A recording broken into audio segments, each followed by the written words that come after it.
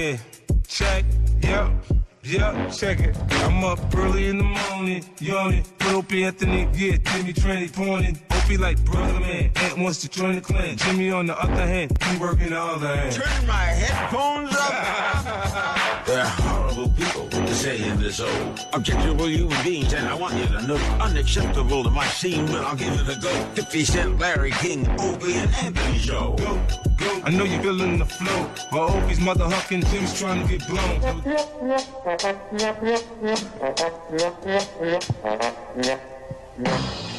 That's right. Things around here are changing. Enough of this fucking Friday morning ritual, that song. It's time to really celebrate. It's time to really celebrate. The dynamics of this show have changed forever. This is terrible. Got rid of these two albatrosses. Greg and Tony are now gone. What a bummer of a way to start the morning. You think so? Somebody just woke up in a bad mood. It's 6 o'clock in the morning, and this is what they're hearing. Yeah. This is not a popular song at all, but it makes me happy. Do you remember this, Jim? I don't remember this one. No, I remember the Roper Show, but I don't remember the theme song. This was the theme song. We became obsessed with it. And I just felt that everybody was going to enjoy that rap. Let's just stop it and begin with this. They were, too. It's like they're kind of waking up and they're used to it, and they're like, okay. And then it's just like, wah, wah, wah, yeah. wah. Oh, TGIF. Oh, awful. Opie and Anthony are not here today. Did they announce that they weren't going to be here today? I don't think so. I don't think they knew it. It was really weird. It's very rare that two guys who work on the same radio show are independently busted for homosexual activities in parks. Right. But that is what happened. Separate parks. Separate parks. It was really weird. One on Long Island.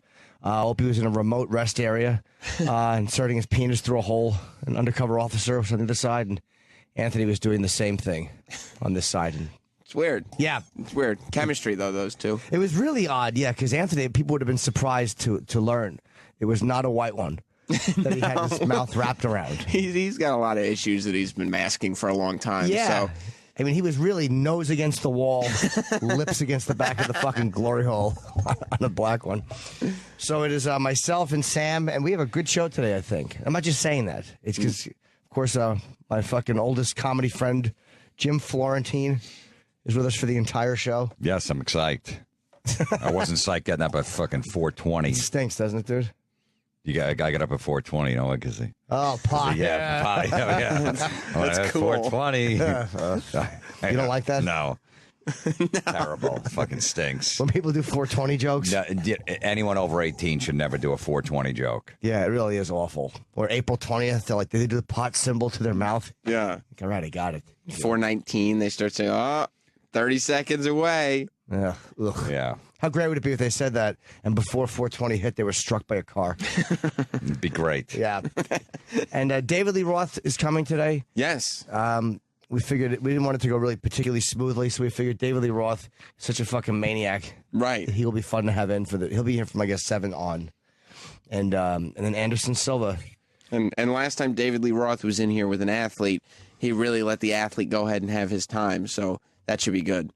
No, that didn't really happen. It that didn't? was with Dwight Gooden. It was very funny to hear him and David Lee Roth because they had such a different take on drug use. Right. You weren't here when Dwight was here, were you? No, I was here the time before when Dave first came in. He came in, Doc Gooden came in and talked about his drug use and how it was painful to him the day of the parade. He was fucking getting high in the projects the night before. And, he was a great guest. He was completely open. He was one of the best athletes we ever had. And David Lee Roth was here, and Dwight Gooden's like, yeah, man, that was a terrible time. And David Lee Roth's like, yeah, the 80s.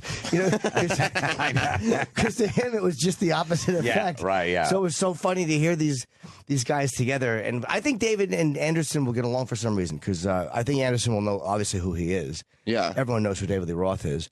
And they're both martial artists. And I think he'll probably enjoy talking. He's researching Anderson Silva as of last night. Yeah, that's what he was. I think he was emailing Roland, asking for information and whatever prep material we had and all that. Good. He's Did excited. he ask for any information on me? He figured he'd wing it with you. You think so? Yeah. Well, Yeah. I know I've never said anything bad about David Lee Roth. Good. He can research all. Yeah, I've been a fan since I was a little kid. Yeah. Watching him on talk shows, always so funny. I remember when Joan Rivers took over. She had that Fox show. Yeah. I think David Lee Roth was her first guest ever. Was it really? Yeah, because he used to. Yeah. And I remember him telling a story. She set him up, of course. She goes, Dave, are you a family man? He's like, yeah, I'm a family man. He goes, I started 3 or 4 last year, and I'll probably start 3 or 4 this year. And it's like a 14-year-old kid. I thought that was the greatest thing ever. The greatest comedy line in history. Yeah, it was funny. I mean, you hear that on TV. You go, yeah, I start families and shit like that. I'm like, it's fucking awesome. That was when her husband, Edgar, it was Joan's husband. Right. That was when he killed himself over, I think, was that Fox show. Well, yeah, they said that would contributed to it, yeah. He was depressed and he thought After it got canceled, yeah. he fucked her career up. Why was he like the producer? Or did he create the show? Yeah, he was a producer, yeah. Well, I think he was helped her, told her, look, get your own show. Because, Johnny loved her. Johnny Carson loved her. And when Johnny never talked to her after that. Yeah. Once she took that gig and went against him. Because she was the guest host on A lot, Carson's yeah. show a lot. Yeah. Wasn't she the permanent guest host at one point? Pretty much, I think pretty so. much, yeah. It was, right? Yeah. But I think she wasn't being considered to take over. And she heard through the grapevine that she was not going to be one of the finalists or one of the final names. And so she was like, I'm going to be left out in the cold. That's what I think happened. But at that point, Johnny wasn't ready to leave yet. What year was that? Mid-80s? This was like, This was mid-'80s. Yeah, it was like 84, Right 85. when Fox kind of went national. So like 87, somewhere in there. And she didn't call and tell him. I think she let him know the day before. Like the way she did it, I think really bothered him. And he was like one of those guys. He was a loyal guy. And he felt like she betrayed him. And he never talked to her again. Man, he was a fucking hard guy. Yeah. And there was a story, too, about him, which they didn't talk about in this documentary. When his son died, his son, I think Chris, name was, and he drove off a cliff or something in a car accident. Yeah. And he was eulogizing his son on The Tonight Show. And Fred DeCordova, who was his executive producer, I think gave him the wrap it up, like his time was going on while he's eulogizing his fucking Johnny. And I heard that destroyed his relationship with DeCordova, and he never forgave him for that. That was it. Yeah, and I wish that they would have touched on that because I was obsessed with that when I heard it. Like, why the fuck? Like, even a young, in what number 1988 or whatever that was. I'm like, you don't fucking rush the guy hosting the Tonight Show when he's eulogizing his kid. Yeah. You idiot! Like for what commercial breaks? How panicky are you? Yeah. Was it live? The Tonight Show was it? No, but it's never been live. I think it was live in the '60s though. But it was when it was in New York because it was an hour and a half long. But that's even dumber. Like, it's not even live. Why would you wrap it? It's the worst case scenario. You cut something later. Right. If you have to squeeze in a commercial break somewhere. And even if it was the advertiser, there's not one advertiser. No. In that situation, that wouldn't go, okay, we get it. We've had this relationship with him for 26 years, and his son, And who watching wouldn't want to see what he had to say? I wouldn't. Exactly. I don't go for the negativity, E-Rock. I like entertainment, and I wanted to see the fucking Bette Midler interview. You know what? He might have just been. He might have thought Johnny was lost and didn't know where he was time wise, and then he was just like saying, "Hey, I'm just letting you know that." You might be at some point, maybe, if he's just riffing. Yeah, it's but I'm sure there was a clock there that with his monologue, a 7-minute clock that he knows. That's one of those he's got to hit. Split-second decisions that dude made that I'm sure for the rest of that guy's life, he was like, fuck, I shouldn't have wrapped him up. Jim didn't talk to me for like 2 years. Our first train we pulled, I gave him the wrap it up sign because he was going too long. Yeah, you coming or what? Yeah, and he was pissed. Yeah, and he couldn't come after that. He lost his rod. Well, you were doing that in a circle thing. I thought you were criticizing my lack of an erection. I thought you were mocking me in a lasso fashion. You and the girl were laughing. By the way, Joan Rivers was 1986. 86, yeah. Oh, how long did that last? It doesn't say here. Let me see if I can. And I don't want to upset or alarm anybody, and I don't want people at home to get upset. Mm-hmm. But can I ask somebody for a napkin? There's a drop of coffee here. I'm wearing a white shirt. I don't want to transfer the coffee onto my shirt. That's going to upset people. I just didn't want anybody to think that it was, I'm okay. Make sure when the napkin comes in, you give an update. Yeah, please. And it's our intern's last day. Fucking Intern Tyler. douchebag? Yeah. Yeah, oh, the poor boy. I feel bad for him. Do you? Now you do? I've always felt bad for him. Not because he was overshadowed by two hot girls that we all secretly wanted to have sex with, but because he didn't get invited to Anthony's. Ever. Oh, I know. Never came through. I know. It wasn't like, oh, yeah, this first one, it'll just be the girls, but then the next one, Anthony will invite me. And it was just like, yep, leaving for vacation, buddy. See you later. And that's it. There never was another. Mm-mm. There's no send-off. No. Her show was done in 87. Fox tried to fire her husband, big legal battle, and then 3 months after that, he killed himself, which Joan believes was because of the humiliation from Fox. It's so, and I think she said as a comedian, I always remembered hearing that all she wanted to do was go on stage, but she couldn't. She couldn't, because everybody knew that her husband just killed him, so there was nothing to talk about. It was too awkward. But she said that's all she wanted to do was just get up and fucking perform and, kind of, I guess, forget everything for a little while. All right. That's a nice way to start the show. Last show before vacation. Remember when Joan Rivers' husband killed himself? Yeah. Just in case you'd forgotten. And Arsenio's coming back now. He's in September. I think he'll do well. I don't think he'll do what he did back then because he's not catching anybody off. These fucking Starbucks lids, they make me nuts. Why? What? Why? I hate them I literally hate them as much as I hate Al Qaeda. They fucking drip from the lid, like when you put them down. Look at that drip right there. It's one drop. See, It's passive aggressive. Yeah, I don't remember him dripping. They've been doing that for years. In my second book, I bashed Starbucks. Thank you, young Al Qaeda took down the trade centers. Yeah, and they've killed a lot of innocent people. That's one drop of coffee on a piece of paper. How many accidents have fucking happened because somebody has dripped a drop of this coffee on their fucking back of their knuckle? It's enraging. I'd rather drip all over me than drink that fucking shit Dunkin' Donuts crap. You don't like Dunkin' Donuts? America runs on Dunkin'. No, it doesn't. The coffee's horrendous. It's fucking burnt. Tastes like shit. I don't mind it, but I haven't had it in a long time. It's awful. Why are you waving at E-Rock? Because he's not looking. Somebody's on the hotline and nobody's looking at the phones. I just walked back in. Let's see who's on the hotline. Let me guess. It's nice to see Norton struggling. Hello? Who's this? Oh, there it is. You're on the air. Hey. Hey, how you doing? Oh, fuck, shit, fuck. Hi. Hi, Anthony. Anthony. Hi, Anthony. Hi. We miss you. Well, I was listening to the program. Oh. And I decided to call in. This is so nice. I could do the show while laying in bed touching my genitals. I like that. I would like to be there with you, actually. Not for the genital reason.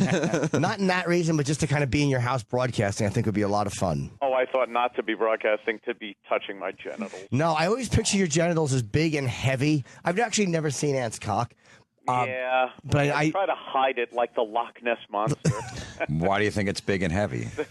There's just his bulge is big, and there's also stories. Opie told a story about Anthony and exposing himself to girls who asked to see it, and they were like, "Oh my god!" And Anthony's he's just so Italian that it's just got to be a big. You think so? Yeah. I think they were drunk though. Those girls. It was like a bachelorette party. We were at a bar, and we went outside, and the girls were like, "Oh, show it." They were all drunk Boston chicks. They were like, "Show us your fucking cock." I was like, "Yeah, all right." I felt a little pumped up, so I showed, and the girl was like, "Oh, wow," but it was nothing special. I think it was like an illusion. Oh, look, the wavy lines. He's being modest. He's being modest about it. Angles are the same. It's yeah, she kind of dug it and stuff, and then she touched it, which was really cool. That was so filthy, but it was really nice. She goes, "Did I touch it?" I'm like, "Well, let me think this over." Yes. Do you think that Ope heard that reaction and just kind of misinterpreted what that reaction was? I think so. He thought like this big fucking anaconda came out, and it's a regular dick, but they seem to enjoy it. But he heard it and was like, "Oh," and I think he was he had some shrinkage going on, so he kind of felt a little yeah. Well, those Boston chicks are used to the white Irish guys up there, so your Italian mule up there, it was probably anything was bigger than that. What they're used to seeing. Those drunk Irish guys that can't get it up because they've been drinking all night. So that's what they're used to seeing. So anything that's halfway sober and thick. Yeah, they used to get it's gotta be thick. It helps. To get dick. A bunch of slobs with freckled balls. I know. Fucking matted red hair on top of their freckled balls. Exactly. So you guys were, I knew you guys had probably potted up. I did a radio tour yesterday, which was actually good for a terrestrial radio tour. Yes. But I knew you guys were listening, and I was slightly panicky the whole time. No, that was very good, and we went through, I guess, 3 shows that you were on, and we potted it up, and they were actually really good, and you were fucking amazing. Oh, thanks, funny man. As fuck, man. But you know what? We weren't cringing or freaking out or yelling at the other radio guys that were interviewing you. They did a good job. Yeah, and they're all guys. I think at that hour, I forget who it was. Like Free Beer and Hot Wings are actually a good show, and they're guys that have been they're fans of this show, and they've been good to me. And then Lewis and Floorwax. Some of these weird name shows are actually really good dudes and good shows. They're out of Denver. And I forget who else I did at that hour. Yeah, you turn on and you're expecting to cringe. You're like, let's wait for it. And then it's just a decent, good interview. Yeah, you could make something of it. Yeah, these dicks, they suck. Yeah. And it's like, no, they're actually really good. And, Jimmy's fucking killing. It was great, man. Hey, you talking about your special at all? Not yet. We have not mentioned it. Why? Because it's airing this evening. Thank you, Anthony. I really am. Yes, it airs tonight. And driving in, Kenny and I saw a Jim Norton Epics little thing on the back of the phone booths or whatever they have, which is really cool. They have these automatic billboards now. Yeah. And we stopped at the light and I saw my thing. So Epics has been really, really good about it. What time is it on? 10 o'clock on Epics or epicshd.com. Every billboard in Los Angeles was either you or Louis C.K. Well, Louis has. I was out there last week, and FX has for Louis literally from the airport to the hotel. I guess because Louis is coming back shortly, or they're just kind of getting everybody into that mindset. And they're good fucking billboards because they have legitimate quotes. Yeah, like this is the best show on TV, Rolling Stone. I don't have those quotes. Jim's funny, and then I'll quote Jim Florentine, Sam Roberts. I don't have. You know what I mean? Jim's a what lover from Anthony Cumia. I don't have those, but there were a bunch of Epics billboards for you though. They did. I think they felt bad because this week was it's a really weird week for us because everyone's off. Yeah. You know what I mean? And by the way, thanks, Ann. Opie and Anthony split their vacation mostly to help me out so I could be live for my special. And I knew these guys were taking off, and they said, "Look, man, if you want us to come in for the show, we will come in." So I know you guys were both willing to do that. Yeah, we wanted to split the vacation up anyway. We took off last week, and then we're taking off this week. But we did up until Thursday, and then Opie, 2 days ago, I think it was. Opie's like, "Hey, man," because he's got that beach house out there, and he's been paying. He pays a lot of fucking money for it. It's great. He lives in the city, so the thought of getting out into a real house by a beach and stuff is like fucking heaven for him and his kids and his wife. So he's like, "Dude, I'd really like to take Friday off, but, if it's just me and shit and not you." And before he even got you out, I'm like, yes, I'm leaving, I'm taking off, fuck it. But like I said, though, just laying in bed like this doing the show, if I could do this every day, I'd never be late. It's really hard to do on the phone. There's something about it. The thing yesterday that was comfortable, you're on the phone right now, which is hard. Yesterday they had me on with just an earpiece in my ear, just kind of sitting in a chair in a room. And it was a little easier than being on the telephone. Being on the phone, there's a really weird delay of pressure, and you sound like you're on an ISDN. You don't sound like you're on a phone, really. Yeah, you know why? I'm using the what they call, in the old days, they called this, I think, a landline. Yeah. I was going to use my little cell phone, but I got one of those. The Apple Corporation is so great. You get the chargers, and within 2 months, they don't work anymore. Oh, really? They're just they're bent up. The thing I have to twist it around and lay it down and not touch it, and it'll charge. But now that thing is completely dead. I think I got about 45% battery power, and I was like, let me just use this phone. You know what, dude? You got to get the new cord. It wraps up in a circle, dude. I'm sure Bob Kelly has an answer for that. Of course he does. If we ask Bob. Great. It's built into the stroller, dude. Yeah, he's got, Bob's got his son now, and it's, have you seen his kid? No, I haven't seen his kid yet. He's fucking adorable. Adorable. Bob's baby and Bob wanted a baby. He wanted to have a kid, and him and Dawn have a really cute kid. But it's funny hearing him talk about the technology with the baby now, like the baby monitor and he's just as obsessive with the stroller. Exactly it. It's the same Bob, but just now in father mode. In daddy mode, yeah.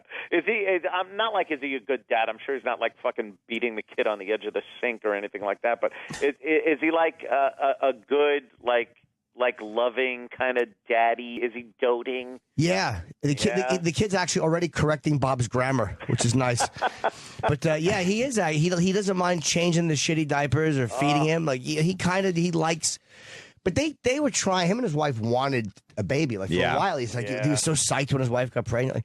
So you know, Jim, I love when you talk about the fact that all of your friends, for the most part and stuff, are either married or have kids and stuff, and I'm like pretty much the last bastion of your friends that don't have kids and are still living this fucking childlike like existence. And it's so weird because and I've said it before, when these guys have kids, they completely jump in with the shitty diapers and the fucking look how adorable they are and this kid, and I can't even conceive what that's like. Yeah, you know what, Anthony, I was like that too. I was like, I'm never changing a diaper, not doing it. Once you have them, it's like, so what? It's your kid's shit. It's not that big of a deal. You got baby wipes, fucking 2 wipes, it's done. It's not, I believe me, I was 100% against it before, too. I'm like, kids are fucking annoying. They just want attention. They're like fat chicks. They're just, everywhere you go, they're a problem, and they're just crying, and you can't have. And, some of the time, I'd say about 20% of the time it's like that. But the other 80%, it's cool. I've heard that from everyone that's had a kid. I'm just now committing to getting a cat. I'm thinking like, yeah, I could do a cat because you could leave him for 2 weeks while I'm in Vegas. It doesn't matter. You put enough fucking cat shit powder in the corner and some food, and it's great. And people are like, dude, fuck the cat. You got to get a dog. And all I'm thinking is like, you might as well have a kid. Right. You got to fucking walk it like twice a day at least. You can't leave it alone. It freaks out. It's like, and I can't even commit to a dog, never mind a kid. But a kitten is a much easier animal. I mean, we had them when I was growing up, and you go away and you really can leave it. So there's a certain, you don't have to panic that the thing's going to fucking die. That's what it is. I would like another living being around the house. I'm at the point where I can actually consider having a living thing in my house aside from me. And but I don't want it to totally take over my life. I want to be able to go, Atlantis, Bahamas. Right. I'm out of here. Are you going to Atlantis, or are you just saying that? You know what? I just said it, and I might do it. Yeah. that's the beauty of that life. Yeah, I know. I got to get home. I got a dog at home, and he's by himself. So, I'm already saying, all right, I'm leaving him for 7.5 hours. I left enough food out, and I'm like, I got to fucking rush home right after the show. If you knew, by the way, because I know Jim for 20 years, or more than that, since 1990, if you know hearing him say this, it's literally like sitting next to Al Sharpton and him going, I only like white pussy. It's just what I enjoy. I know Jim is he's telling the truth. So there's got to be something to it, because first of all, you would never pet people's dogs. I wouldn't even look at him. Bob Levy had a dog, and I wouldn't even look at the dog. He's like, at least look. I'm like, no, I'm not even looking. Let's just go. I don't want to be around this thing. And he would be like, did you like my dog? I didn't notice him. I refused to look at him. You don't know what color? Nope, I never even looked at him. I could care less. It means nothing to me. There was that story, a famous story about this road rage thing in California. This was probably 10 years ago, where this lady had a little dog on her lap, and they got in an argument on a freeway. Yes. And the guy took the dog and threw it in the traffic. Yeah. And at that time, I thought that was the fucking funniest story I've ever heard. I would talk about it on stage, and it got the worst groans ever. And I didn't care. I just bring it up every night. And now I think it's horrific. I'm like, holy shit, that's fucking got to be brutal. To grab someone's little dog? Yeah, and throw it right in the traffic. But you still kind of think it's still funny. It's still funny, yeah. It is such a dick move. You have to applaud it. Yeah, I know. So have you had any luck finding it, or no? What's that? I'm sorry. Have you had any luck at all finding it? Because what you want, the Bengal cat you want is I want beautiful. a little Bengal kitten. They look like little leopards, and I'm looking, but I don't know any of this shit. And people are like, you gotta get a good cattery, to look. I don't even know what a cattery is. It sounds like a Dr. Seuss thing. Yeah, no, a cattery. It's like one of the things on your eyes. Fucking home run, Norton. Fuck yeah, foul ball. Because you got cataracts. So, I don't know where you go to a cattery. I don't know where that I don't know is. either. People give me suggestions, but like I think like, all right, I'm in New York. If I got to look in, out on Long Island or Jersey or something like that, even Connecticut, it's fine. But then people are like, you got to look at this cattery in Iowa. Like, what are they fucking gonna ship it to me or something? And then I can't look at it beforehand or something. I want somewhere local Right. where I can look at a cute little kitten, give him a little shooka under the chin, see if he looks at me and gives a little, and then take him home. I don't need a big, what the Italians call a big budel. You don't want the airlines involved because they might ship you a fucking cat that's not the one you look at the picture of. What are you going to do? Send it back in a box? Well, you know about that bait and switch thing, don't you, Jim? Yeah, I sure do. All of a sudden, you're expecting a female cat, and a fucking male cat shows up, and you're like, well, I guess what am I going to do? I paid already. I don't want to be rude and embarrass it, so I might as well fuck its mouth. I might as well play litter box anyway. Yeah, dude, you and Colin are the last haul. Colin Quinn, but Colin at least leads an adult life. Colin leads a man's lifestyle as far as a gentleman. Like, he does what he's a lonely idiot, but he at least, But you have a dinosaur and you fucking play army with guns. Like, you're my last hope, dude. Yeah, I really am. And you know what? It is strange because there are times where I do look at, you do take stock of yourself every so often as a pseudo-adult and think, wow, what am I doing?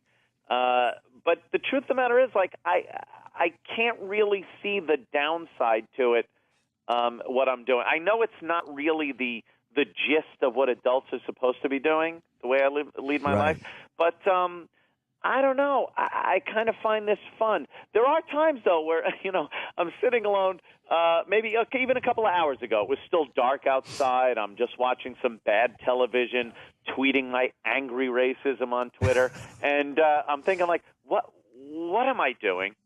What the hell am I doing with my life? And then the sun comes up, and Jimmy Norton's on the radio. I call up, and this is great. Who cares? Yeah, it does be, like, once in a while I get that, too, where you're like, fuck, man, it would be nice because I miss certain things about having a girlfriend and certain friendship aspects of things. But then, like when you're in a relationship, there are how many nights do you look and go, ugh, what the fuck am I doing? Yes. I would rather have the occasional I'm lonely and I've been watching too much porn to the, I hope she dies before she gets home.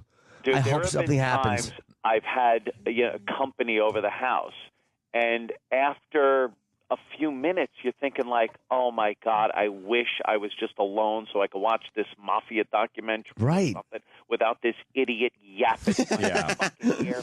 And but then when you're alone, you're thinking like, maybe I should be doing something else with my life. Yeah. I'll tell you, man. I remember one time, like, on my rock bottom was, I remember I had some chick over my apartment. I had a place on the beach. I'm like, I always told my therapist, like, I just want to live on the beach by myself. He goes, you're going to be lonely. You're not going to like it. I go, no. I can't wait. He goes, you watch. And Dufresne wanted to live on the beach. I get a place on the beach, right? I finally on the Jersey Shore, right? The beach is right there, and the first night I'm in my place, like on a Tuesday in June, I'm sitting there. It's like 8 o'clock at night. I'm like, this sucks. So I'm like, what am I going to do? I call my nephew, who's 21, that lives down the road. He's like, you want to play beer pong with my friends? I'm like, all right, this is over, this lifestyle. That's sad, and then the next night, some chick came over that I met, and she's like, let me crack your knuckles. And I'm like, what? She's like, come on, it's fun. I'm like, no, it's not. And I fucking threw her out. I'm like, all right, I'm done. That's a great thing if you have 2 fingers in her ass and she says that. We're watching TV. She's like, come on, let me crack your knuckles. I'm like, what am I, fucking 6? I wish. I know exactly what that feeling's like. I remember years ago, this is fucking like a million years ago. I was in my early 20s, and I went to a high school party. I had to be 22 or 23, and I went to a high school party, and I was looking around like, oh, man, this is over. I shouldn't even be here. I feel fucking way out of place and shit. And then like a couple of months ago, I went to a prom. and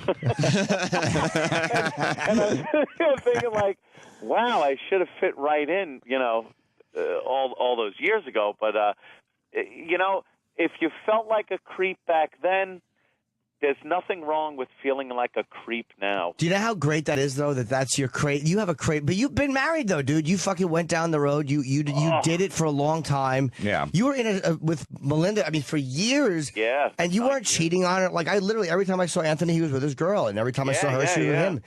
And you were with like I think what 2 women over a 16 or 17 year period. So you fucking put your time in, and now you're just doing what you should be doing with that fucking giant dick, big house, fucking pool, a dinosaur, and a bunch of guns, and just hatred from way back when, just running around, fucking spewing it like an angry cock with Twitter. Exactly. I want to come by. By the way, I haven't been to your house much at all this summer, and I kind of miss going over and hanging out. Let me tell you something. This week is chock full of hijinks and shenanigans. Is it? Well, Anthony, I'll bring my kid and my dog. You know what? That isn't even off base because my brother's coming with his kid, my sister. Like, there are some parties I'll have this week where it's family stuff with kids, and then it culminates in this horrific Caligula-like Labor Day weekend. And by that you mean you want a table and somebody with a big ring and a bucket of lard. Exactly. Caligula.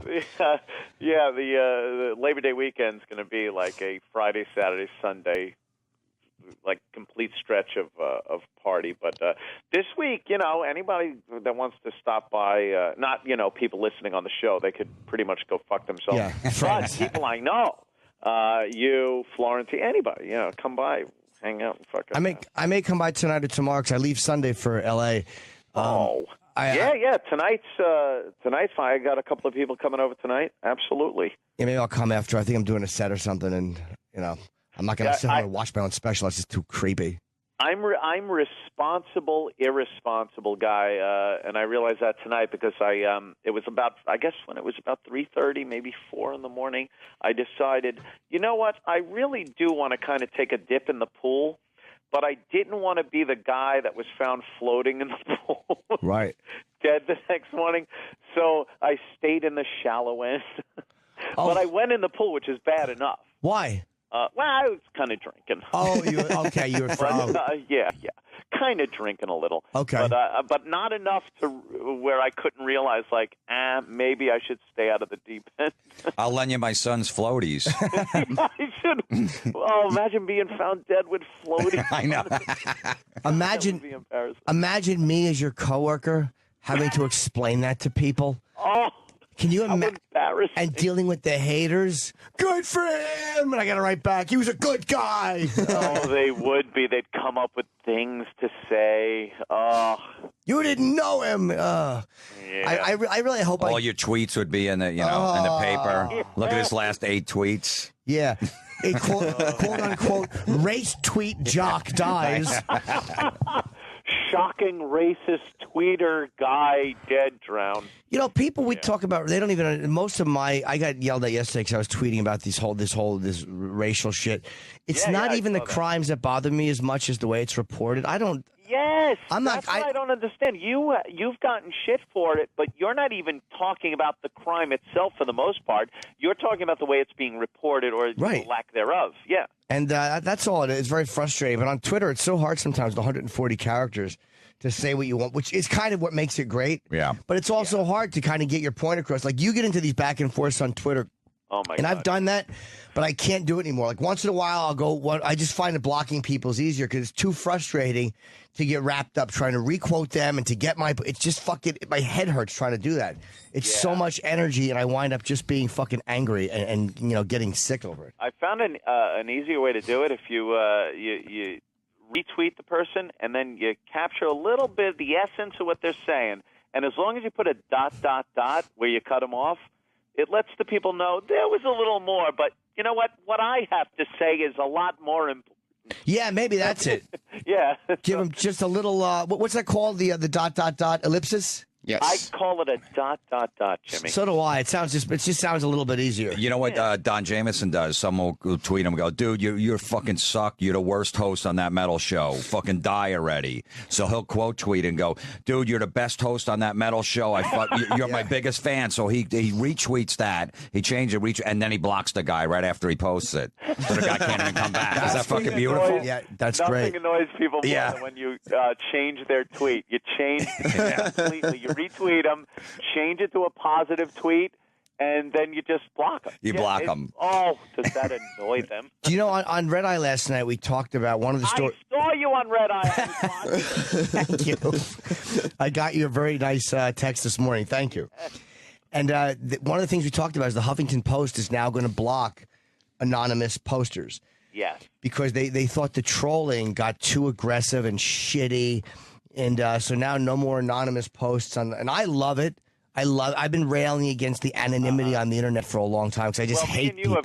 Me and you have gone back and forth on this one. This is something we really don't really agree on because I think if you can't post anonymously, you're cutting back on a lot of people's opinions because we've been put in this position where your livelihood, your family, your job, everything, your reputation is put in jeopardy if you post under your own name and speak your piece in this day and age.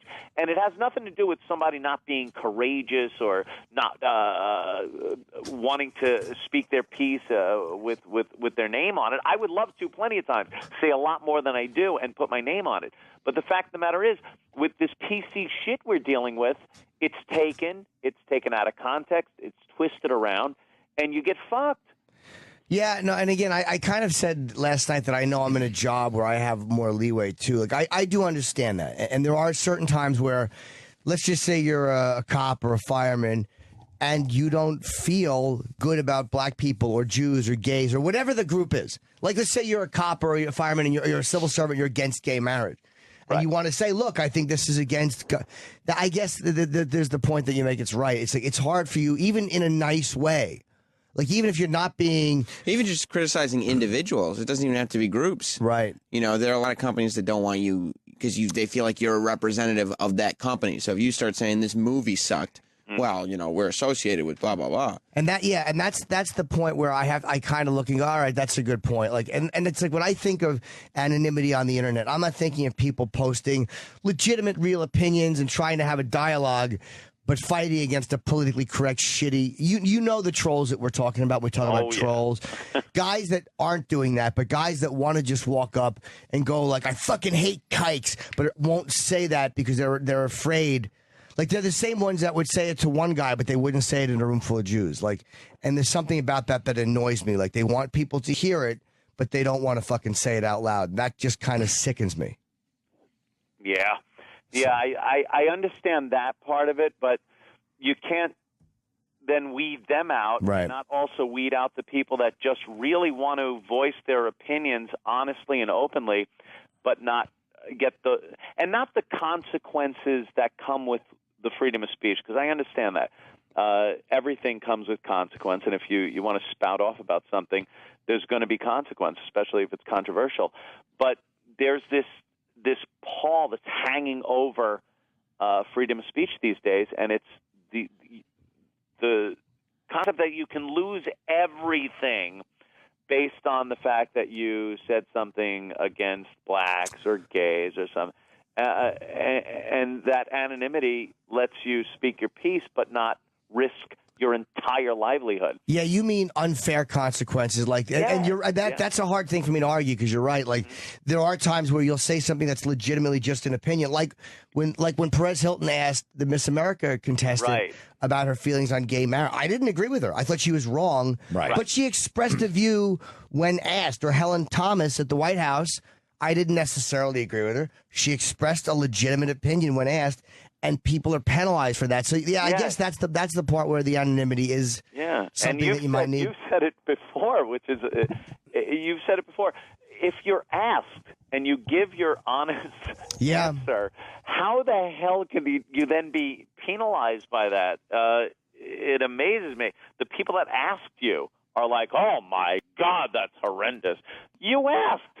here's my answer. But I think if we were a country that stood up like as individuals, you know how we just sit there and watch Paula Deen get crucified or watch? Yep. If we were a country of people that believe so strongly in freedom of of speech that's unpopular and fought every time it was threatened, that shit wouldn't happen. Yeah. Like, if we truly, as individuals, believe that, and like when a company fired a guy because he expressed an opinion, like literally, if everyone came out of the woodwork and defended that Miss America, even gay people, for her shitty opinion, then people wouldn't need anonymity. But we kind of don't do that. We kind of allow that's not people to gonna get in happen. trouble. It's unfortunate. You're right. Well, looking the Alec Baldwin tweets, the homophobe tweets he put out there, nobody said a word about it. No one in Hollywood came out and said, how could he say that? You better take his commercials away. 2 days later, he's doing the fucking Capital One commercials. Right. Yeah, no one cared. Yeah, no one. Mel Gibson did that. Mel Gibson in a rage, just screaming at his girlfriend. In an argument, you're going to say awful things. And, the guy's done one movie in the last 8 years.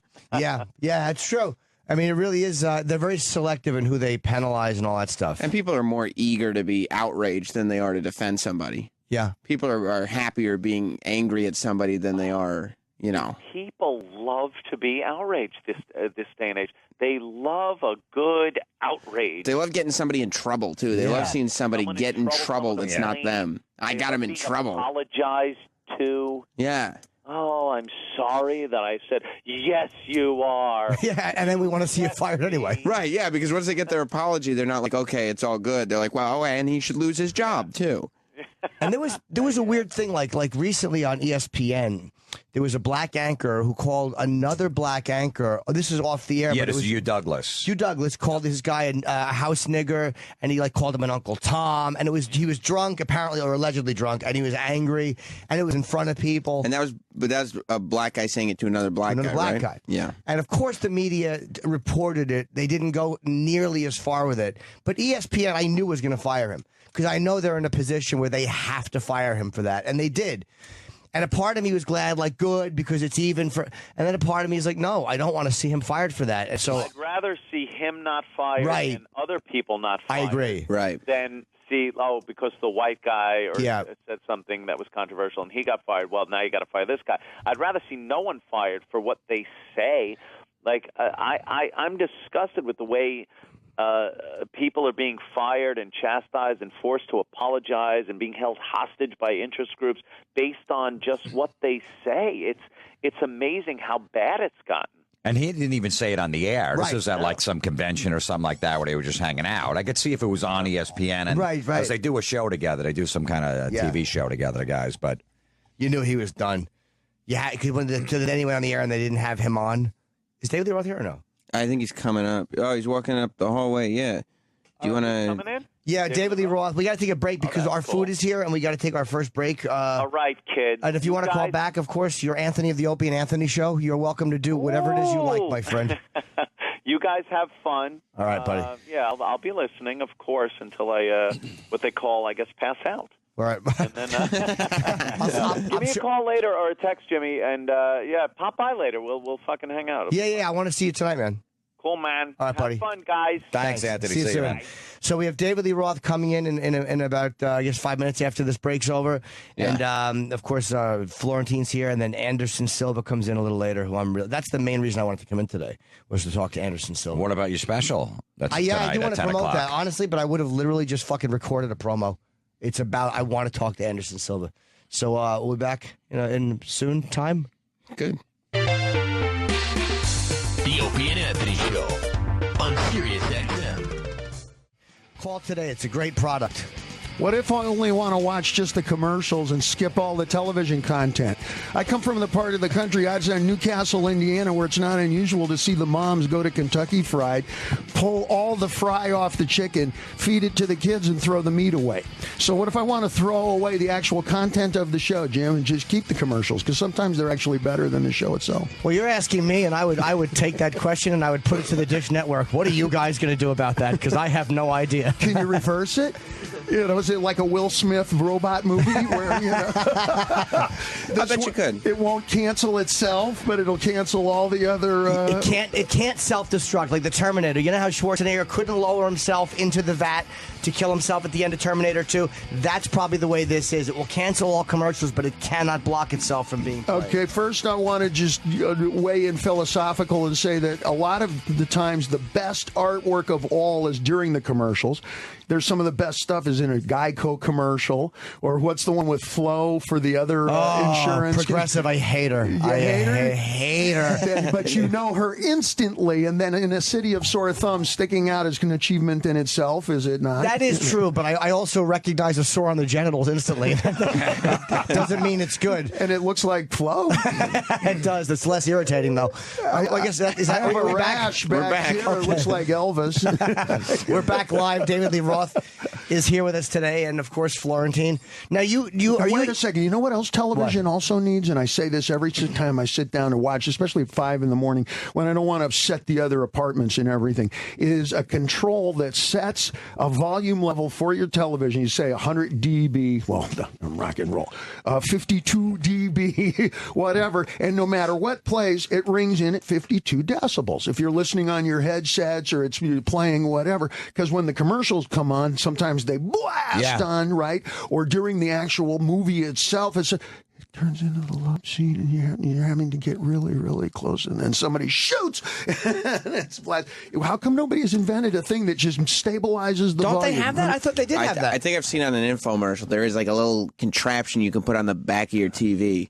And it's supposed to... I think that's to actually steal the show. I have that. Oh, is that? Oh, yeah, for free cable. Yeah, the FCC was supposed to pass a law about that because they were putting in the commercials way too loud. Yeah. Way louder than the regular... that's when they were blaring and stuff like that. They put like a decibel limit on it, but it still happens. So when it blasts on, does it make a better impression on you? Does it stick more solidly when that guy jumps on and starts screaming about the chopper and the chillo and the snuggie and one in that Australian accent? You know who I'm talking about. Oh, yeah, absolutely. It's awful. Okay. It makes you look. They just want you to look. That's all they do. Again, though, I'll never forget what's his name. None of us know his name, but you know instantly who I'm talking about. He's made an impression. Again, in a sea of people trying to make an impression. Do you know what they did once for a drug commercial? They wanted people to look. It was about overdose or whatever it was. Is they just they went silent. They went totally silent because they knew that the lack of noise would get people to look at the TV in a commercial time. Okay, that works maybe once. That worked, that's like in the movies when they're short on budget and they go, no, it's the mystery of the darkness. We're going to use the mystery of the unseen. You think that wears thin pretty quickly? Well, you can do it once. Yeah. You know, like in the movie The Cat People or whatever, it's all darkness. And what's in the darkness? I don't fucking know, Jim. And it's okay, that works once. Then you got to come with some production. Right. Follow. So now you're here today. You're a martial artist, and it was an interesting combination. I practice Nike Jiu-Jitsu. Any trouble shows up, I put on my Nikes, I run. Do you watch UFC? Oh, religiously. Oh, you do? Okay. So oh, my goodness. Do you know who Anderson Silva is? Of course I know who Anderson Silva is. You never know. I have to ask. No. This is a real conversation because is the UFC going to replace boxing? Ultimately, is the UFC going to replace professional wrestling? Which one will be the number one, the number two, and number three? These are really good questions because it says more about the audience than it does about the actual sport. Also, UFC, professional wrestling, and boxing are the only three sports virtually every country, every nationality. Right. And there's probably 800 of them. I think there's 800 languages spoken in New York City alone, okay? I just saw that on the TV set. All 800 languages understand UFC. And they know who won immediately. You don't need anything. You don't need to tally anything up. It's the guy laying on the floor that lost. That's what the fuck is cricket? Right. That's a character in Disney, right? What's lacrosse? That's a place in Wisconsin. No, these are popular sports that are national sports or whatever, but I don't understand the rules. We don't have them in common. I love watching rugby, and I still don't have any idea how it's played. I've actually played it, and I have no idea how it's played. So, you think, is this going to take over? I think it's already passing boxing as far as boxing will never go away, but I think this is kind of becoming more popular with people under 21. I don't hear anybody talking about boxing. ding, ding, ding, ding. Nah, Does boxing belong to a generation? An older generation. Yeah. Speak to that. Speak to that. Because they What do you take think? too long to get to big matches. There's been too many bad things. Too much corruption has happened and too much bullshit with matches we wanted to see that didn't happen. And I think with UFC, they're giving you so many big matches that there's too many people for people to get excited about. And there's too many people for you to lock on and like. I'm excited with every other major UFC thing. I'm like, oh, I got to go. Like, I love so many of the things they're doing. 6 or 7 a year I'm dying to go to. And the fighting style, too, is so much more relatable. And because when you watch boxing, you're thinking in a real life scenario, why aren't you kicking? Why aren't you? Relatable to what? 2 a.m, about 4 blocks south of here?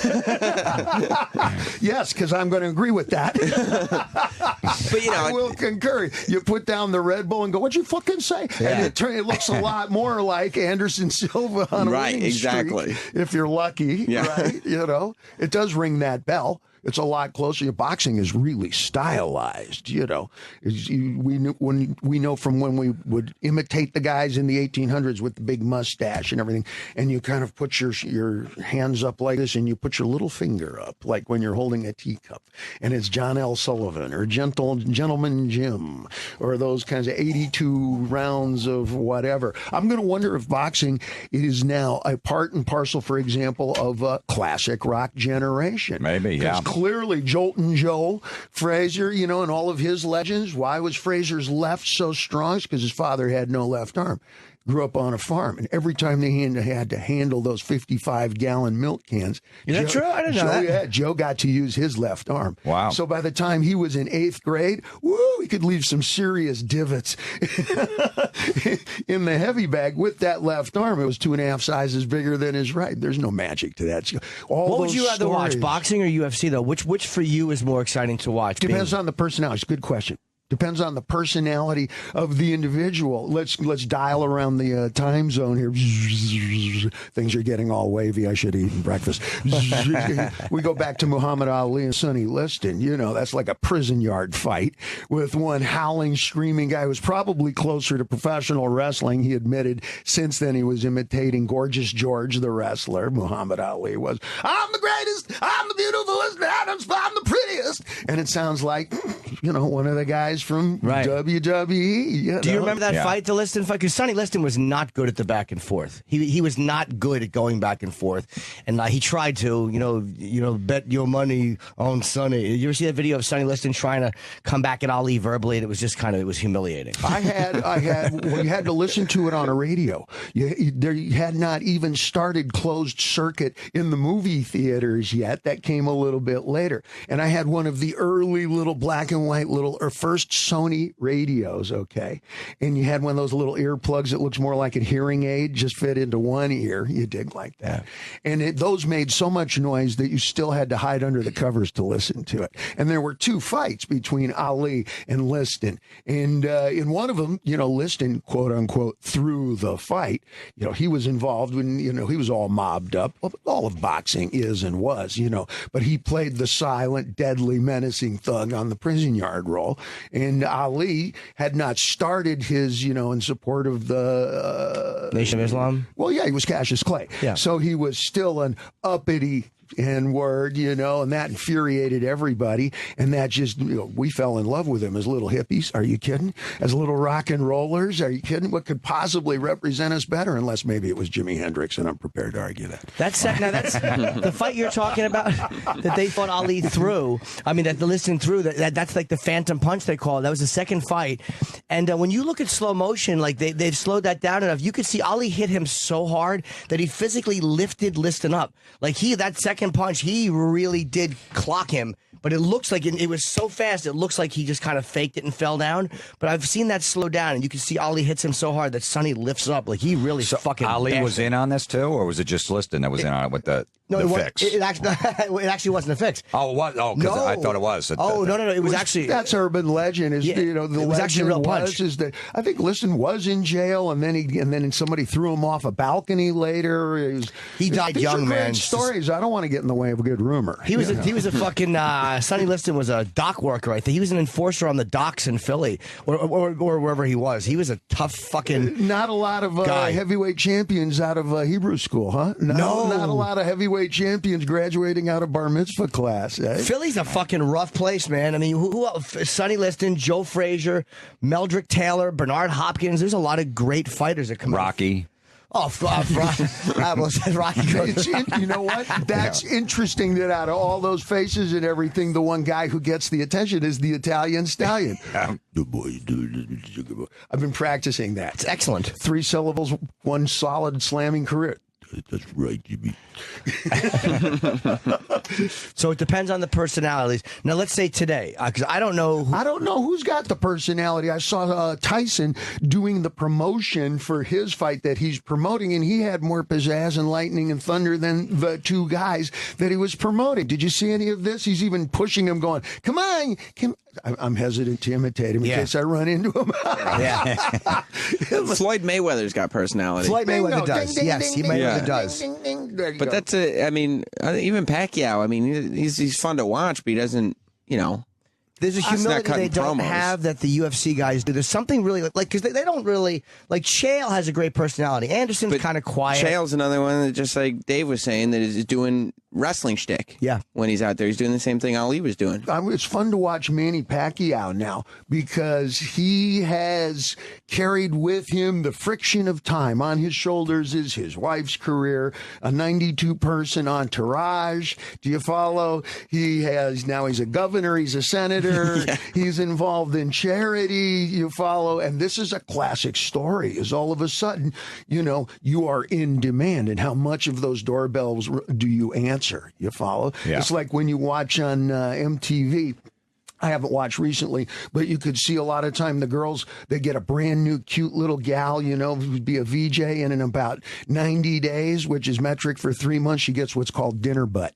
And that's because now she's in demand. And she we'll drop by for dinner, drop by for drinks after dinner, drop by for some dessert after drinks after dinner. Right. And, your pant size expands after a while. And that's happening to Manny, is that Manny has so many distractions and so many other things pushing and pulling. You only have so many calories per day that you're going to be able to focus on any given thing that you do. And I think it's showing up in his fight game. I think he's a fabulous fighter. He's certainly a How great old is person. he? Jesus, he's in his early 30s, is he not? I thought he was older than that, Pacquiao. Maybe Yeah, you I might be think right. so. I thought I don't follow boxing like I used to. I thought he was. Dave makes a good point because that's why the sports teams never repeat the next season most of the time because they have that off season where they're doing all this stuff. They just want, the Super Bowl or the World Series, and they're doing all these personal appearances, and then they're just not. The lose next year they focus. always suck, and then the year after that they play good again and they win a Super Bowl or a World Series. There's only so many calories that you can possibly spend. You only have so much focus power. And it's the product of being that single-minded obsession.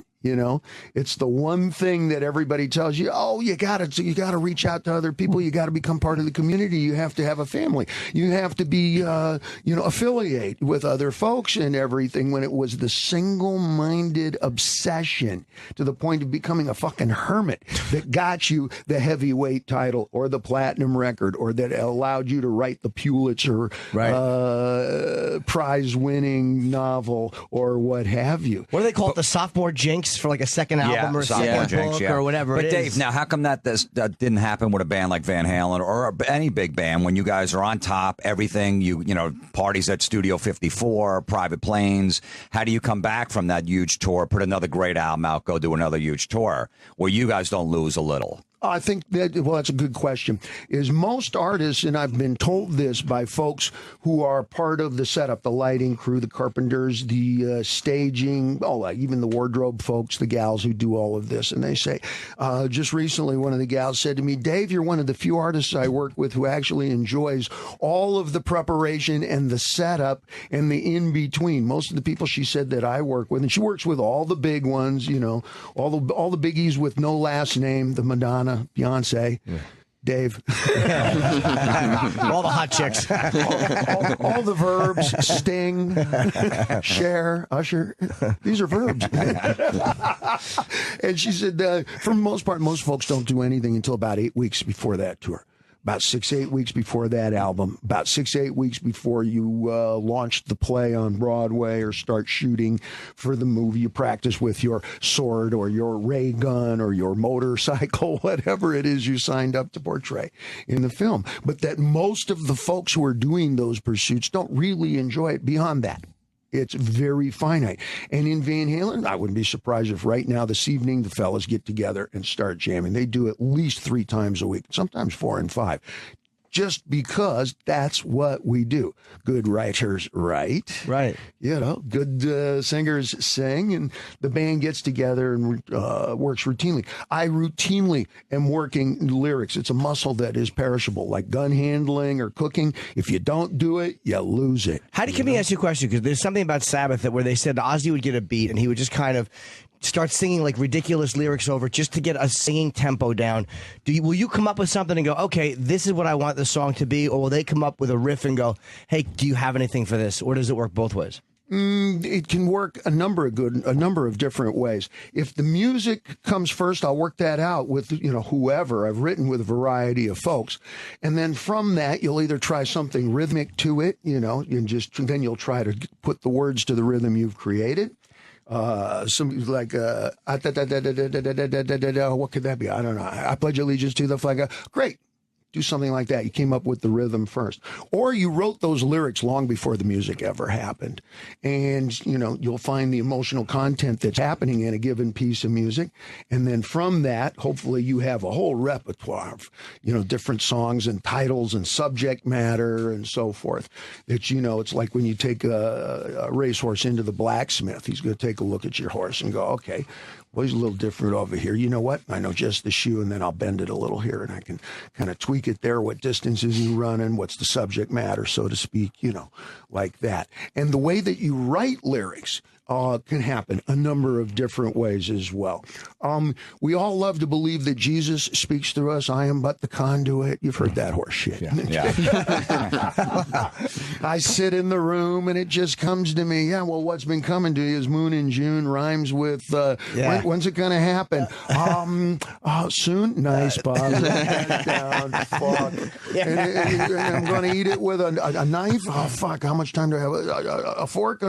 It's June. Soon. I'm going to eat it with a spoon. Oh, that's excellent. And you write that down, and then you wind up with that, over and over. Put your hands in the air like you just don't care. Is what happens when you just sit on the stool by yourself in the room and hope that the fates deal with you. The gods do not punish you with a lightning bolt, but with time.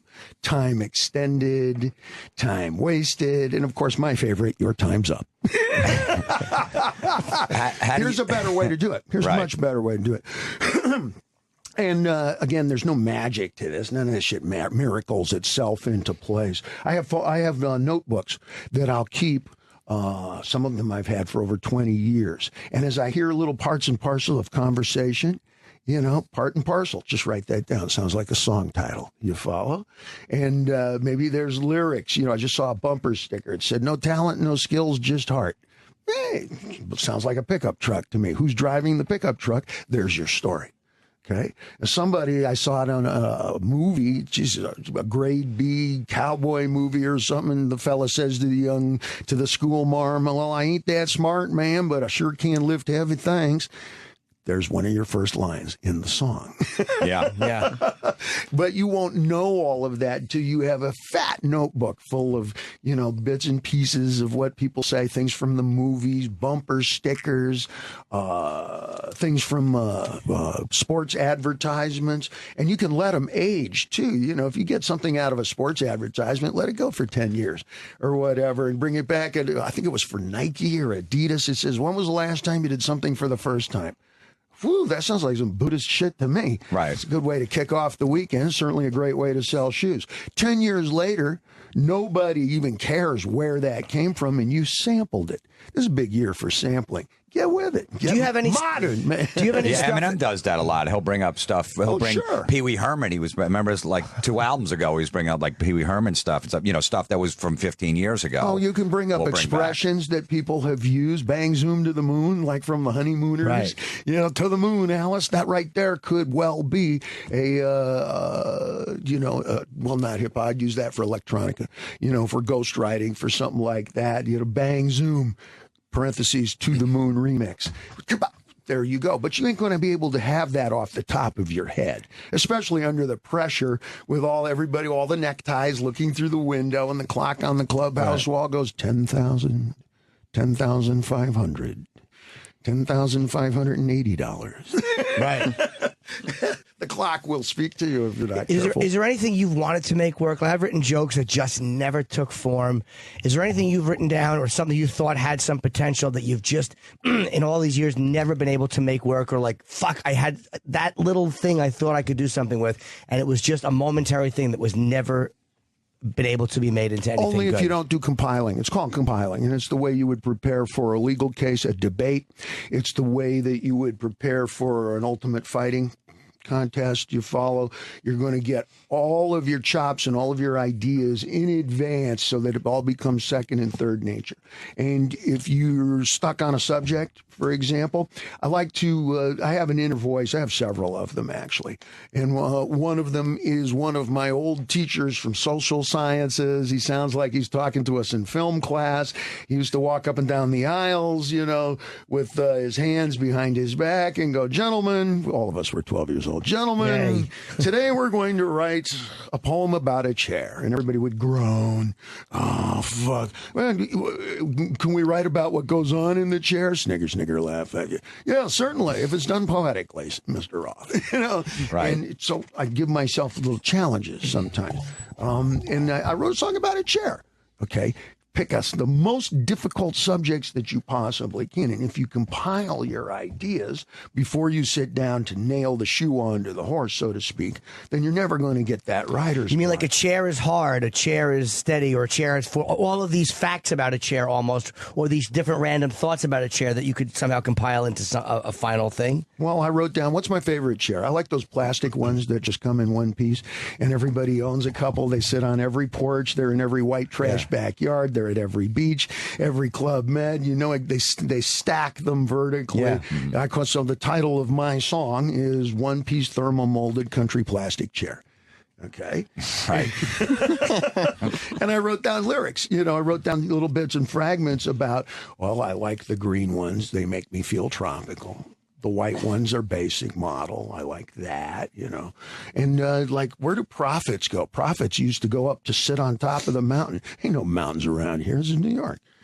You sit in a one-piece thermal molded country plastic chair up on a fucking roof if you're lucky to be close to the roof and have a key to the door. You're a prophet. Right. And I start to put all of these ideas down onto the paper.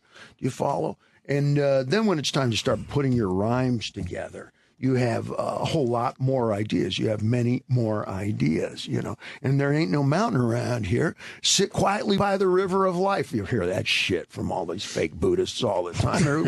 What river? The East River? Write that down. What fucking river? Question mark. Because you can have that, and I've done, I'm going to say, more Van Halen songs than not.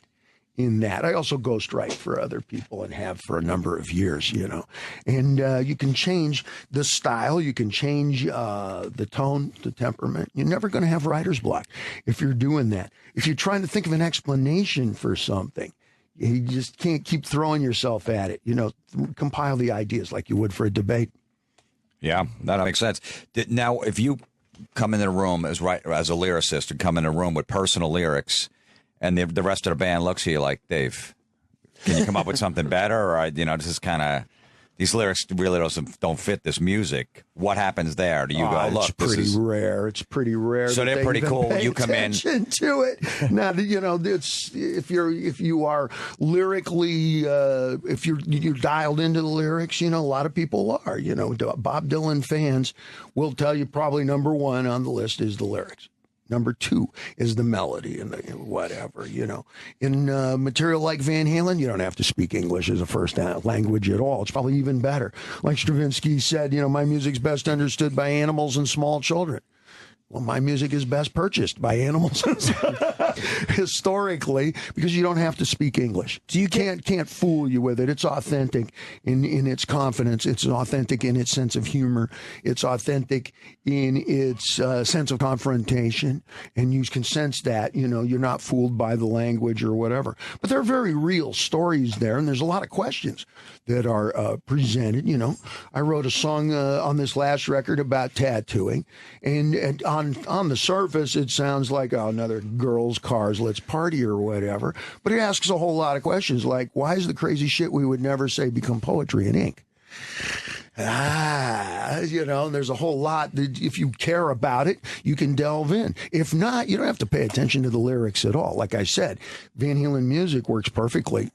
Even if you don't speak English at all, we are equally as reviled and celebrated internationally as we are in English-speaking neighborhoods. You know. Now, I'm thinking about personal lyrics though, because there's this one of my favorite Pink Floyd songs is called "When the Tigers Broke Free." A personal, I think Roger Waters wrote about his father being killed in the war. And it didn't make the original album and the reason that was given was it was just too personal. And I'm like, that must have been so offensive to come in with a song about something that means so much that whatever happened, and they said, it just doesn't fit. And I'm like, how do you deal with that? If someone has something that means so much to them, but it doesn't reach the other band members I that like way. the first part first. It was just so personal that it couldn't be played. That was what their reason was. It was so personal that I can't let you listen to it. Right. Now we're entering into Spinal Tap turf. No, the band didn't. The band didn't like it. You don't understand, Jim. The band didn't want it on. It's the best song I've ever written, but it's so personal. I can't play it for you. So you think that was what? Do you think they said that because they didn't like it? I think they said that because they're full of Groucho Marx. You know, you enter into this turf of what was his routine about. I put together a band and we charged only so much for when we played. Turns out we're more popular when we don't play. So I had to charge more when we don't play. Now, when we don't play, we don't rehearse. And you can run into some serious money if we don't play and we don't rehearse. And it turns out, you don't understand, Jimmy. It's so personal that I couldn't bear to record it. That's bullshit. Okay, is what that is. So that was what Roger Waters said that the band's reason was for not wanting to put it on the record was that it was just too specific to him or whatever. Maybe so they probably just didn't like the song. Maybe they just didn't like the song. Said, okay. Yeah. Well, it sounds like he may be making. Okay, I understand. Maybe. He's creating another reason.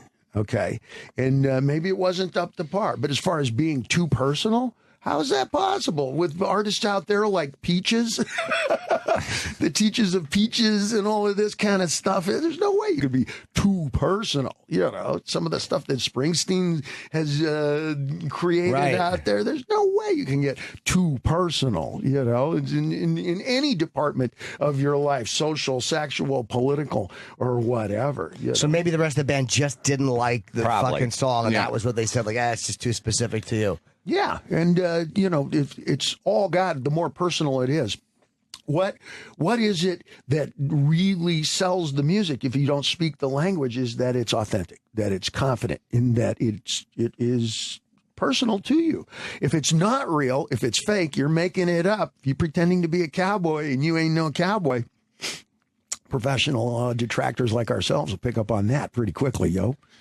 What about when you're doing? How much can a good or bad producer? I'm obsessed with the new Sabbath record, as is Jim, and we credit a lot of that. Stop right there. Why are you obsessed with it?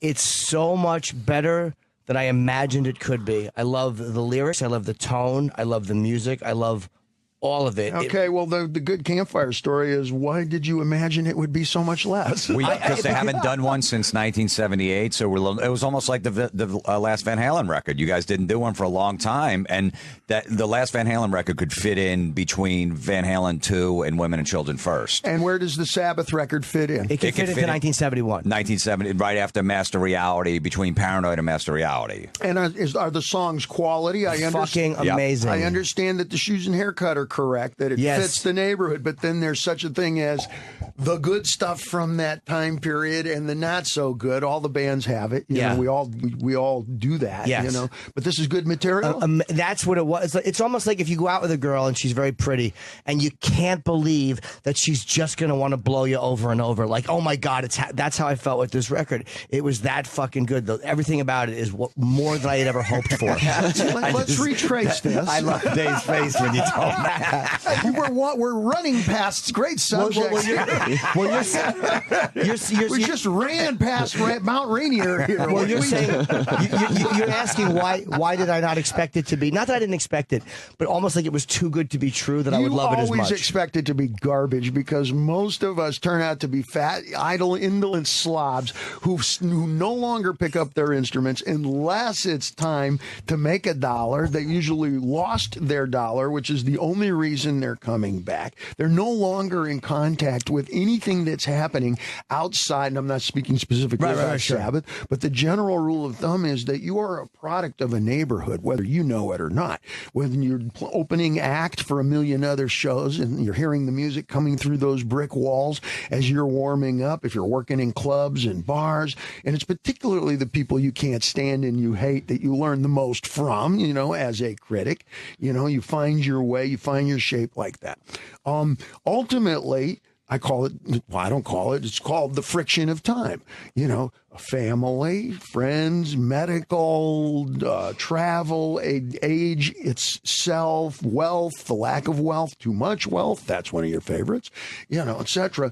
Like a big yoke on somebody's shoulders, it slows down and it kills the artist. They literally gain weight, lose the height in their voice. There walks a lady we all know. That's a product of the gut, son. That's not magic. It's not miracle. It's what you ate for breakfast and, more importantly, what you shouldn't have ate if you're going to hit that high note. I suggest you hit the fucking high note based on how much you charge for tickets these days, and that applies to myself. Now, I'm sort of on a tangent here, but we always expect the very worst because these are perishable skills. However, you can sing the high note in Stairway to Heaven all the way up into your 70s if you keep your horses running. You follow? And most of us don't do that. Not past the age of 35. 40. I expect the worst, or not because it's just I never want to be disappointed. But I'm like that with everything. With everything in my life, like with whether it's a date, you just never want to be disappointed in anything. So I don't have a specific thing, whether it's for music or a movie or a comedian. I just don't want to just have that. Yeah, and you want it to be like in your heart. You want it to be so good because you love Sabbath. You love them. You know, so it was much. almost like, you know, the first 5-6 Van Halen records up to 1984. You guys were in a zone, touring, putting out great music, not a bad song on any of those records. Then you guys go away for a long time. Are you still back in that zone? Same thing with Sabbath, with Ozzy. Right. Those 8 records with Ozzy were just phenomenal, one after another. And then they're gone for so long. Can you bring that magic back? Well, wait, Ozzy lives in his own little world. You know, what's the joke? I live in my own little world. At least they know me there, so leave a message. Right. Since Ozzy is diagonally parked in a parallel universe permanently and always has been, he kind of never left. So let's look at the other members of the band. But is the magic still there? The only thing that changed with Ozzy was the haircuts and some new ink on the left arm. Right, but I mean the magic of them together. Yeah. You know, the rest of the guys, Tony and Geezer and Bill, were playing in other stuff. You know, doing other projects, working with Ronnie James Dio. So they were out. Oh, everyone was playing, just like you were playing. But when you guys got the band, maybe it's the word playing. You know, there's a difference between playing and obsessive, determined chasing. You know, when you're chasing something, you may not even be able to articulate what you're chasing, but you are obsessed with it. All musicians will tell you that. So will all boxers, architects, ballet dancers. You follow, doctors in medical school, etc. You know, there's a single-minded, obsessive that goes. It's not playing. It's a determined chase, like your life depends on it. Maybe it really does. You follow, and a lot of that comes from, this is funny. I sat around with a bunch of these young guys who started in sumo wrestling. I lived in Japan for the last year there. Are you back here, by the way? Or are you still living there? No, completed my year overseas. I'm back. And there were half a dozen of these guys, the Rikishi. They start living there like SEAL team guys in the dorms and stuff when they're about 16 years old. We went around the circle. They said we had dinner together, with all these new fighters, and whatever. And, they says, what motivates you? Expecting me to do the usual Japanese horse shit of honor, family, determination for the best. Excuse me, I almost fell asleep here. I told him, no, I'm motivated by fear and revenge primarily. Greed, if I can get past the first two. but dynamics, Jim talked about dynamics too. Maybe Sabbath has some fear now. Oh. You did? You stop fucking around when you get a little fear back in the breakfast bowl every morning. You get a little older, you get medical issues, What our guitar player friend there is not, he's got cancer. He is, not? This is a public scenario. It's not something that's a secret. And you are driven by those two things, It's not cool to say it. But we are supremely motivated by fear and revenge. And when you lose those, something happens to your music. Something happens to your dancing, your lyrics. It happens to your prose. Something happens to your politics. Something happens to your warrior arts. You follow? And it's very rare that you'll hear somebody say it. Usually you reach for no, it's in the pursuit of the greater goal of no. I just feel like my wristwatch is about to kick my ass because it's moving so much faster than my lower back and my left knee. Right. And I sure wish I have some revenge on those prick fucks who are still paying me 6 cents a record. I want to go out and make another better record and make a little better royalty. So fuck you in the back of my history. That's a little revenge. And these are part of the things that motivate us in the band, in Van Halen, you follow? And maybe Sabbath got a little bit of that back, and it compels. It has a healthy drive form to it as a positive side of it, like competition. Coming out of the Woodstock era, one world, one love. We're here to just be happy to get along. I don't know. Competition brings out, it sharpens the axe blade equally on other sides. Nothing stirs the blood quite so much as the trumpet that heralds another guy's achievement. Like the guys on stage right fucking now. Whoa, he's killing it out there. No, I can't talk anymore. I got to warm up. And you can, you learn that as well. These are elements that you usually don't talk about in public. What did you just say? That was really about nothing, something like another guy's achievement. That's interesting. About almost like nothing motivates you more than or someone more than another guy doing really well. Oh, you hear that trumpet that heralds, hey, look what Bobby did. Fuck that trumpet and fuck you, Bob. And this compels. This will compel you through law school and medical school. This will compel you as a downtown canvas and ink paint artist. This will compel you as a dancer, whether you're ballet or breaking. This will compel you in all of the fine arts. That's my only area of expertise. But, even in fist-to-face confrontation, the best friends, the best brothers. You saw that movie about Mickey Ward with Wahlberg and Fighter. Christian Bale. There you go. There's a constant push and pull, a constant competition between those fellas that ultimately brought out the best and solved a lot of issues for both of them, But we don't talk about that usually. I just saw an interview with Carole King, Tapestry, wasn't anybody stay in one place? Okay, nothing could be more winsome and transparent and more folk songy or whatever. And you know what she said? She said, man, I used to work at the goddamn Brill building. She said there were 92 pianos in little rooms there, and you had to compete to win, not just to write a good song, but if you didn't beat everybody else at writing an amazing song, you went home fucking hungry. She says, I'm glad I went through that. She said, it got the very best out of me. And I don't care whether you're catching a football or a drift on a really good chorus. I think that adds up. Certainly did for Van Halen. Fair and revenge. Great motivator. Yeah, I mean, absolutely. I mean, you guys did. It's the Sabbath and the Van Halen thing is pretty much parallel. You guys both being away for a long time, getting the guys back and putting an album out and doing a sellout tour and putting out a great product. Well, yeah, it's, I think you don't miss the water till the well runs dry. All right. Like Ozzy never changed. He lives in his own little world. All right. So he never really left. I think perhaps some of the other fellas, just from word around the campfire, from what I can tell, you don't, it's not so much gentrify as you normalize. You get married, you have kids, you're going to the PTA meetings. Now you have vacations. If your wife works, she's got 2 weeks vacation. Where are we going? We're going to down the shore. We're going to the Club Med. We're going to, and you start to normalize. You follow? It's a normal world. We're the ones who are abnormal. And there's always that push and pull, to join the clan. You follow? And when you do, a lot of times it turns out that your rage and your craziness was way more interesting than the real you. Yep.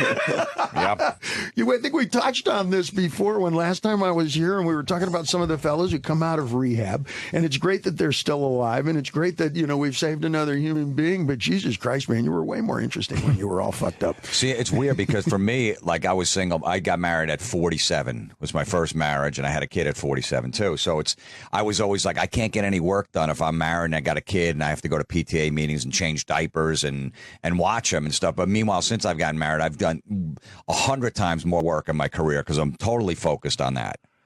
I'm 100%, I've gotten so much more work done because I know those little moments I have, I got to focus that 2 hour window. Before I would just get up at 11 in the morning. I'm like, I got all day to do whatever. And I was only 50% productive. You have to obsess. If you really want to compete, it's going to take a big chunk out of your normal real life, and we always act surprised. Jesus, the divorce rate amongst really good policemen is 80%. Whoa, what a surprise. Oh, the divorce rate against successful musicians is 90%. Whoa, what a surprise. Successful politicians. And the list is long. The only thing I don't accept anymore is the surprise. How can you be fucking surprised anymore? It's like when we see these baseball players taking drugs and doing steroids. Stop. The only thing I will not accept is your surprise. Yeah. Everybody half the people in these hallways here are taking prescription meds. All of them. Half the people downstairs actually own those prescriptions. Right. So you don't like the fake outrage or the fake shock or the fake surprise that people... Why do you think people do it? Why do you think they act surprised? Because it's fun to be outraged. It's fun, just ask the French. And you can throw up your hands and, oh my God, you put your hand to your forehead. It's like every time some dame kisses another girl on the MTV Awards show, we have to act surprised. Yeah. How many times has that been going on? It gives you something to tweet about. It gives you something to have an opinion on. And, sure. Something to bring up at a party. Well, that's when it becomes fine art. Art is where you're figuring out where you are in the map, okay? You see somebody walk out on that TV screen and you go, I wouldn't wear those shoes, but the haircut's cool. And you're like on a map and you go, okay, that's where I am on the haircut map. Okay, who's he fucking? Ooh, nice chick. Okay, she's pretty smart. I like smart chicks. Okay, now you know where you are with that one right there, like this. But he's got a drug problem. Well, what kind of drugs? And you start calibrating yourself more than anything else. And that's what we use. Characters like myself and characters like politicians and characters like the Kardashians, our favorite football players and our really unfavorite actors, etc. It's fun to talk about. Yeah, just imagine Dave used to have his bodyguards were midgets. Imagine if that was in the paper today, like in Page 6, that he's walking around. Everybody would be offended. Well, you can't even call them that now. I know. Well, little people, dwarfs, or whatever they were. Yeah, and used to walk in Studio 54 with 3 of them behind them, walking in, making a big scene, and it was awesome. Well, it depends. Are these little people? Are these ethnic little people? I don't think that little people is a big issue. Okay. I think that there is a whole lot of politics involved in what you're involved in now, okay, in terms of music, etc. You know, the economy is upside down. You got a lot of issues like gun control. And it seems like a lot of the way you vote goes along with the neighborhood. If you wear a cowboy hat, then you're supposed to vote a certain way. Make sense? You know, if you don't, then you're supposed to vote another way. And when did music become one type of politics? When did show business become one style of one single approach? You know, are you guys gun owners, for example? No. Do you, no. No. Well, I'm carrying one right now. How'd you get it up here? You know, it's drawn on there, actually. Strapped for life. You know, one shot, one love. I don't believe in high capacity magazines. And, you know, my version of gun control is I get to have guns in anybody that I certify personally. Sure. I think that's everybody's. That's everybody's version, but people just don't say it that honestly. But that's what we all feel. Yeah. But, you know, times are crazier than ever out there. So, you know, it's where does it say that whatever neighborhood or whatever kind of music, like in heavy metal, you're supposed to be a gun owner, right? If there's the surprise move, right? As I say, you go, he's right. If I wear a cowboy hat for a living, and I mean, you know, like in showbiz, I'm supposed to be a gun owner, right? Yeah, country singer. Country. Yeah. What if I'm a folk singer with dreadlocks and I'm from below 14th Street? Then I'm left wing and I'm anti-gun. Is that accurate? Yeah, fairly. What if I was born in Tel Aviv, Israel? Uh-oh. But if you got the dreadlocks, Mitigating factor. hold on. No, but the same hippie mentality. You're the same hippie guy. Dreadlocks, anti-establishment. That means if you're probably born in Israel, you're pro-Palestinian. If you're that age, you probably think that Israel belongs out of Gaza or the West Bank. That has come full circle. You could be pro-Palestinian. If you're, young Israeli guy with the dreadlocks, that's your rebellion. It's probably you're angry at the state of Israel. I always wondered how that works now over there. You have a combination of politics that I don't think is ever going to get solved. You think the Mideast is ever going to get solved? No, because I think a lot of it's based in some of it's based in politics and some of it's based in religion. I don't think it's ever going to get fixed. And over land, because you're never going to resolve a dispute when people just want land. What kind of land are you talking? Are you talking about the Palestinians? Yeah, and the Israelis. I mean, that's just I don't see there ever be because there's too many radicals on both sides. Like even if there's a peace, somebody will try to bomb Jews on a bus, or somebody will say, "Fuck it, let's build a settlement here." There's always going to be somebody on either side who wants to continue. Even if they don't know they want to continue this conflict, it's never going to get solved. No, I think it's going to continue, and I think it's going to expand. And I think it's going to continue to carry over to the United States. I think we're going to see it more and more in Europe, etc. I think that as oil starts to run out, and as energy and so forth starts to change around, that we're going to see a whole lot more activities here. But I don't think anything's going to get solved in the Mideast. I agree. It sounds like it's falling apart even more in Egypt and whatnot now. Unless as the oil runs out, we fucking develop an alternative source. I mean, we do have a great power source, in the sun, and if we really do use that and figure that out. Wait a minute. Did you guys see the thing about Trump where he built his golf course in Scotland? Yeah. Is it? And that was a big issue because it was a pristine wilderness, with cranes and storks and whatever. And he got rid of the sand dunes or something.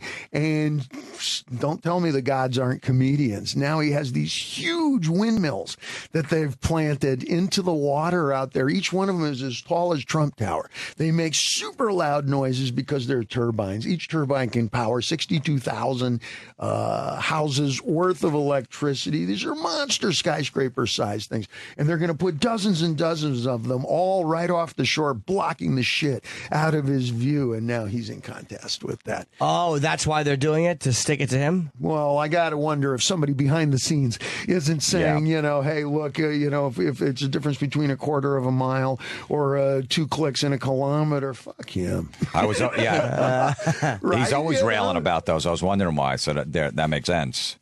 That makes sense. Yeah, why he's always railing about the turbines and all that stuff. they're He's like, probably it's loud, right? Yeah, it's loud. It's not, environmentally safe. He has all these issues with him. I always. Well, it's blocking his view. Yeah, You know, exactly. He Yeah. has a new golf course club with a thing, a lodge and a restaurant and stuff. Nobody's going to do it. It looks like science fiction when you put those up, doesn't it? It looks like you landed on another planet, and that's, Battlestar Galactica shit or something. Well, a lot of people didn't like that he won that battle. I mean, he's a smart guy, but a lot of people did not like that he won that battle and actually because they fought him so hard on even using that land, and he won. He got to use the land, so I guess that's their way of getting some. It's like the way the fucking politicians are keeping the UFC, the unions are keeping the UFC out of New York by backdooring through this scumbag Sheldon Silver and the other politicians. That's what they did. They're mad at the Trump that he had this thing built, so like fuck him. They're backdooring through some Scottish politicians, have these things put up in the water, and we'll fuck them that First way. thing I thought of. Probably right. There's like 25 miles or something of space happening there, and now he's got to go through years and years of dealing in the courts and litigating. I gotta guess, But it was beautiful. I haven't seen exactly what it looks like. I've seen the workup in before when it was empty and, there's just the guys walking along the empty space of beach or what have you, So this, are you going to the hotline or no? No. Oh, you had your hand out. I thought you were trying to grab a phone. Do we have to break, buddy? It's Oh, no. Yeah, we should. It's 7:54. We should take a break because we have some live reads, and then we'll come back. And you want to We'll mention. play some golf. Yeah. Yeah. You got to. We'll disassemble a sand dune. You read it? Dave, I don't know if you know Jim. AMA? Oh, yeah. So I forgot my two things. My special airs tonight on Epix at epixhd.com at 10 p.m. And I'm doing an AMA on Reddit at 1 o'clock. Thank you, Sam. The Ask Me Anything, 1 p.m. It said 11:30 on Reddit's website, but it is actually 1 o'clock that I'll be doing that. He's doing a 1-hour comedy special premieres tonight on Epix for Jim. What happens in one of your comedy specials? Please give us an outline of what happens here. A really, really, a very Great title, though, American Degenerate. Yes, it's a very funny cold open, an hour of mediocrity, and then I wave, thanks, good night. Is this you speaking? Is this a speaking issue, or are you doing theater? Oh, no, it's stand-up, just stand-up comedy, just me for just regular stand-up. Where did you film this? This sounds great. Boston. I shot it at Somerville, Mass. At the end of March. Why did you pick Somerville, Mass? I love Boston crowds, and they've been good to me my whole career. And I've been dreaming about shooting a special there because I knew that the venue would sell very fast, and I knew that I would get the response that I really wanted. There's a lot of history in Boston crowds. What Yes. was the name of the club? There was a very little club there where a lot of people came out of, and they did even a documentary on. Was it a this. comedy club? Yeah. There was it might have been Nick's. Nick's has a great history there. Yeah, maybe. Garofalo was one of the Might have been faces Nick's there. or Played Against Sam's was one. But I think Nick's Comedy Club is the And, one. Dave, Jim had a big problem with having a smoke machine at a show because he wanted to have the smoke because of the whole thing with the Great White Fire. with the lights and in all that Rhode shit. Island, you can't have any smoke machines in like Boston or something like that on stage with. Certain venues, they found a workaround. It's a tragedy. I can see the look of loss. But you know what? I No, thought Jim wanted some. He wanted like a con, right? You wanted smoke when you came out. I thought not when I came out, but they do it before the show for certain. It gives the light a certain quality, and all the comedy specials do it.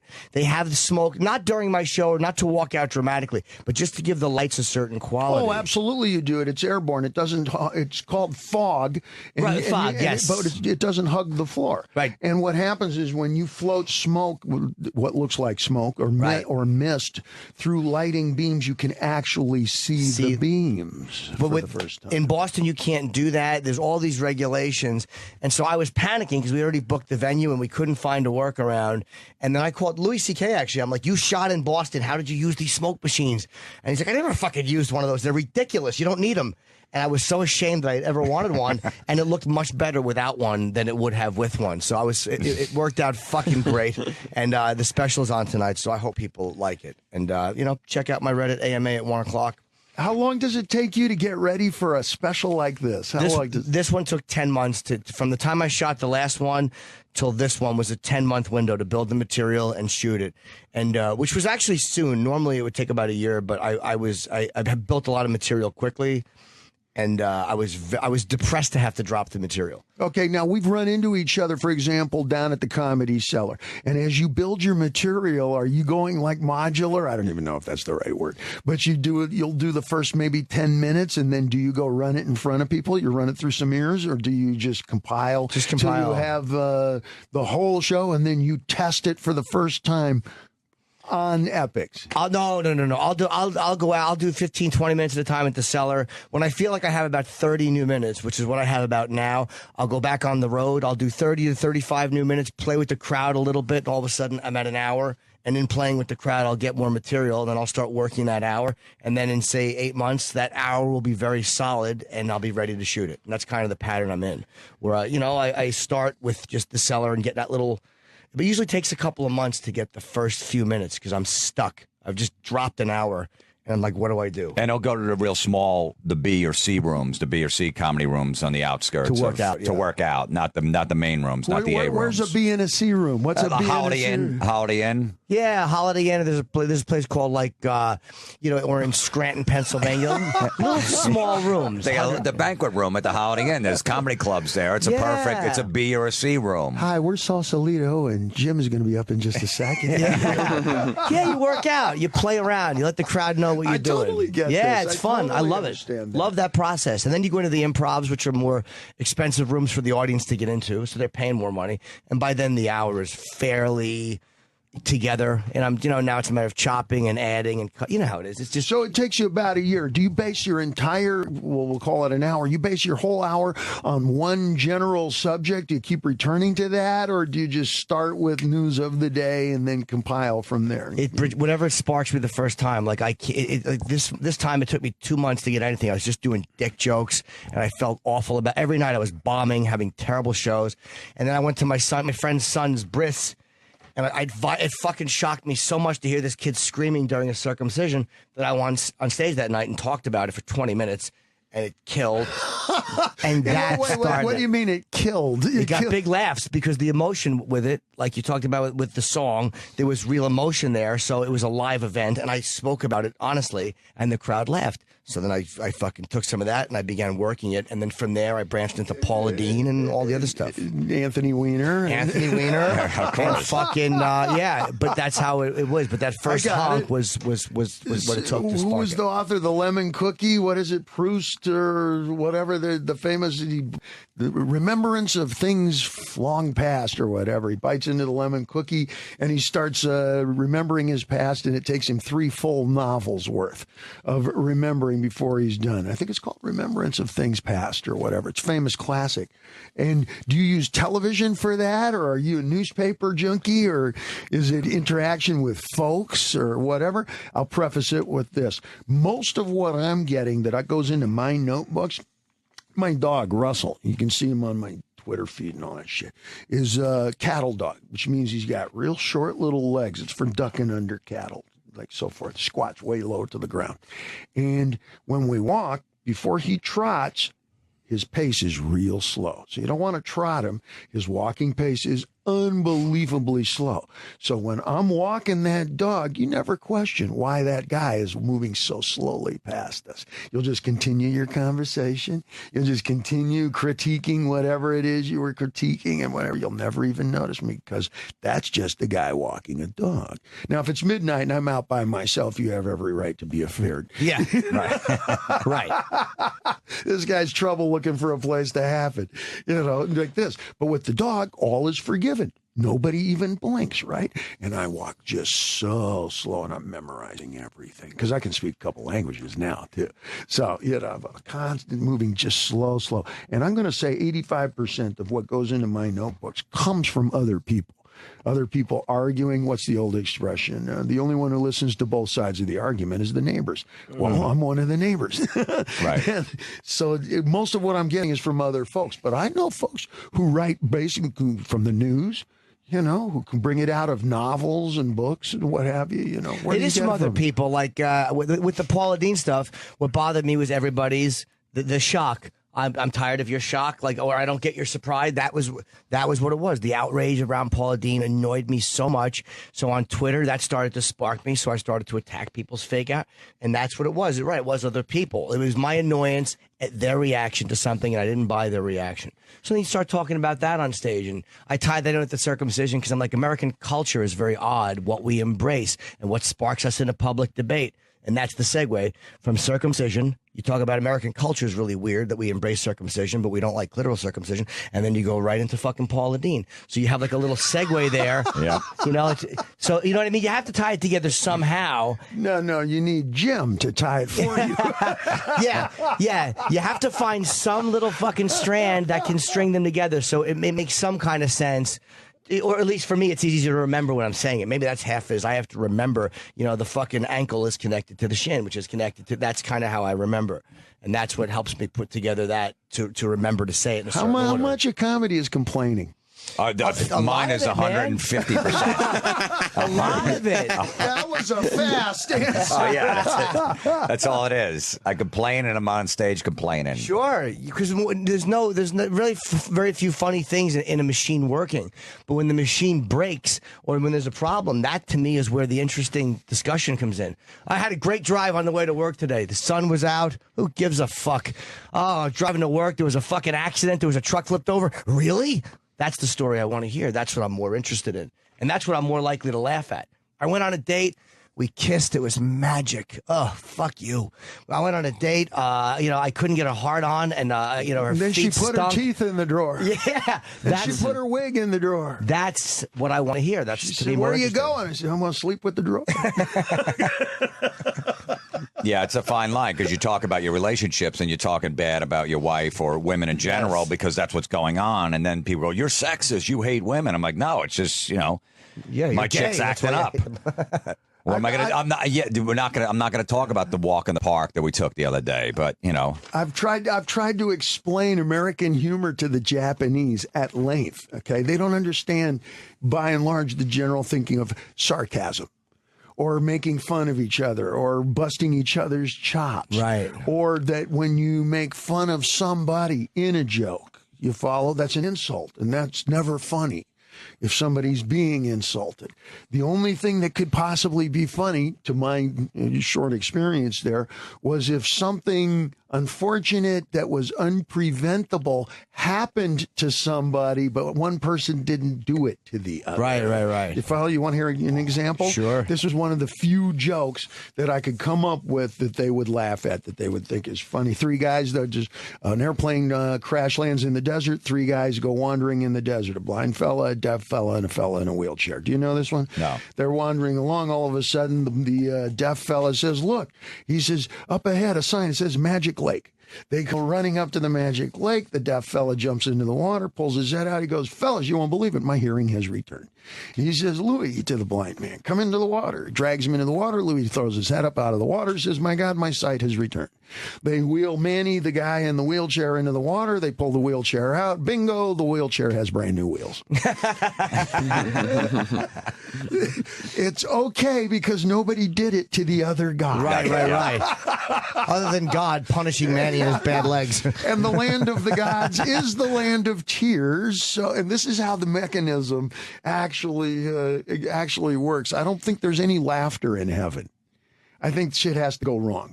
I think the best laughs, the best humor comes from when things go wrong. Then they get worse. Then they get worse. And then you just got to laugh. Yeah. It's the only release. It's the only way to draw a sword and cleave onto it. You follow? If I had the crowd groaning after like 10 minutes, I go, "Look, there's no happy endings with my jokes. If you're expecting one, just go home and watch a romantic comedy because they're all my jokes end badly." Well, a lot of jokes, the best. It doesn't have to be wrapped up nicely like everything else, like every little movie or sitcom. You don't have to at teach the a end. lesson in your I don't have joke? to teach a lesson. There's no lesson at the end. Hey, it just ends. It peters out, and it's like, holy shit! It fades to black, and you go, "What the fuck just happened?" The best stuff, you're not sure if you should laugh. The best stuff, you want to laugh, but you're not sure if you want anybody to see you doing that laugh. The best stuff makes you cringe a little bit, makes you kind of squeeze your fist a little bit, like, why am I laughing? It causes a lot of questions, you follow? And the best comedy, best humor, I'll call it, on television is when you turn off the sound and you can't tell if it's drama or comedy at all. The best stuff is delivered very straight faced. There's not a lot of winking and elbows, Right. and knees and Right. and that kind of even observational is I think it's it's in the subtext. It's very quiet, like the best acting. Not a lot of eyebrows, not a lot of extra. Yeah. Exactly. And when you see it also on when we drive on the freeway, you see the giant posters in Hollywood, of the comedians and the fellas who are doing television shows, who have sitcoms and so forth now. And the fellas who are making the big faces with the big popped eyes and like that don't last very long. No. It is the undercurrent, it's the stuff you can't quite tell if this is humor or not. If there's something that is a nice, fine balance there, I think. Who's got that going these days? No, me and Jim used to always make fun of the promos for the sitcoms, like during a football game or something like that. They always used to show the couple dancing. So that would make you go, oh, they must be having fun. It must be a fun show because the fat guy's dancing with the hot wife. So we've got to tune in because it looks a lot of fun. And it's never fun. It's never fun. No, there's no jokes there whatsoever. So they just try to cover up by dancing. If he walked in and Allen Iverson was fucking his wife, like that would be fun. Right, yeah. Like, oh, I'm fat and she's cheating on me with somebody who's in shape and not white. Or just the wife. Just getting slapped is not funny. Do you follow? We disagree with that. I think punched is funny. You're right. Good point. Slapped isn't harsh enough. No, okay. Three Stooges slapped is funny. Yes. Okay, sure. That's iconic. That's classic. But what passes for funny in a lot of modern sitcoms is the wife simply turns and slaps the supposedly dumb husband. Yeah, in the back of the head, or and he's been scolded again. And if he's such a dumbass perennial 12-year-old who's never going to get out of junior high school, how is it his two kids are geniuses? Right. That is a routine. And how did she marry him, and why does she fuck him? Like, how dumb is she to open her legs from this fat lump who she obviously hates? I've been watching Japanese television, which is all a lot of remember early heavy metal, like in Hit Parader magazine and whatnot. Every single photo, everybody looks like they're being electrocuted, and you go, ah! Yeah. Wow. I'll call it my dentist is rich photo. Parts 1 through 200. Like this. Yeah. That's Japanese. That's Japanese acting. That's Japanese commercials. That's Japanese comedy. That's Japanese angry. That's Japanese surprise and whatnot. And it's fascinating to the degree where I had Slingbox, where we could watch American television or whatnot. I didn't even bother. I felt like I was transported to a whole nother planet there. Who's got a good comedy show on American television today? Louis C.K.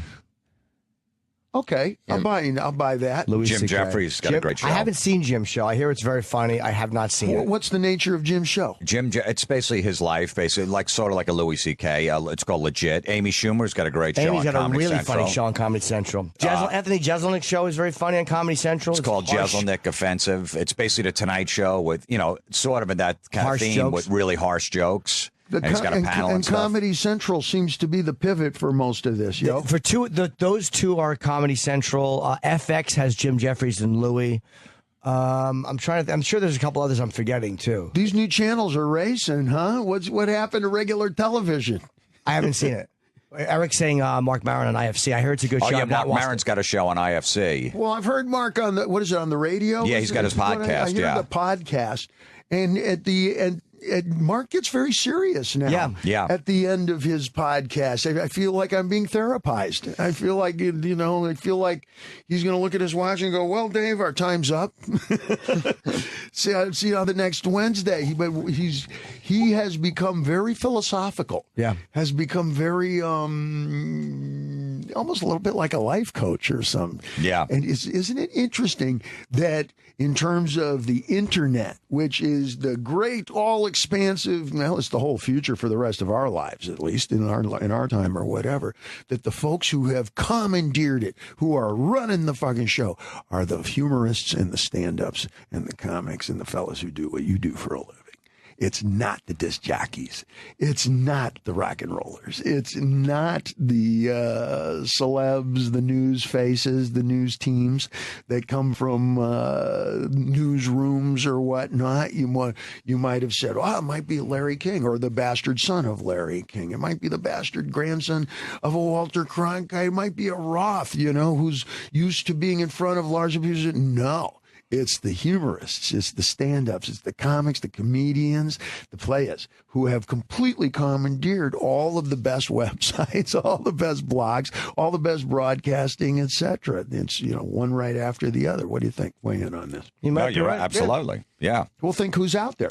Think who's actually, doing this stuff. It's yourselves. You got Rogan out there. You got the list is long. For podcasts, Jay Moore. You got Jay Moore. Then also you got a Bill Maher who does the great. His show is great. Maher should run for office, yo. He's great. That's my one big disappointment about Bill Maher is how come you're not running for president? He probably has too many. He's probably fucked too many chicks without it. You know what I mean? All these girls that come out of the woodwork. He's a comedian. You can do whatever you want. But once you start running for office, too many girls that come out and go, and he fucked my ass and then my mouth. Like, See, that's my theory why you never ran for office. I couldn't run for office. No way. No way. We got to break real quick. We have to. All right, I'm at Uncle Vinny's Comedy Club. I'm running from office. Tonight and tomorrow night, Uncle Vinny's Comedy Club in Point Pleasant, New Jersey. We'll be right back with Jim Florentine, David Lee Roth, and then in a little while, the great Anderson Silva. Opie and Anthony. This is the Opie and Anthony Show.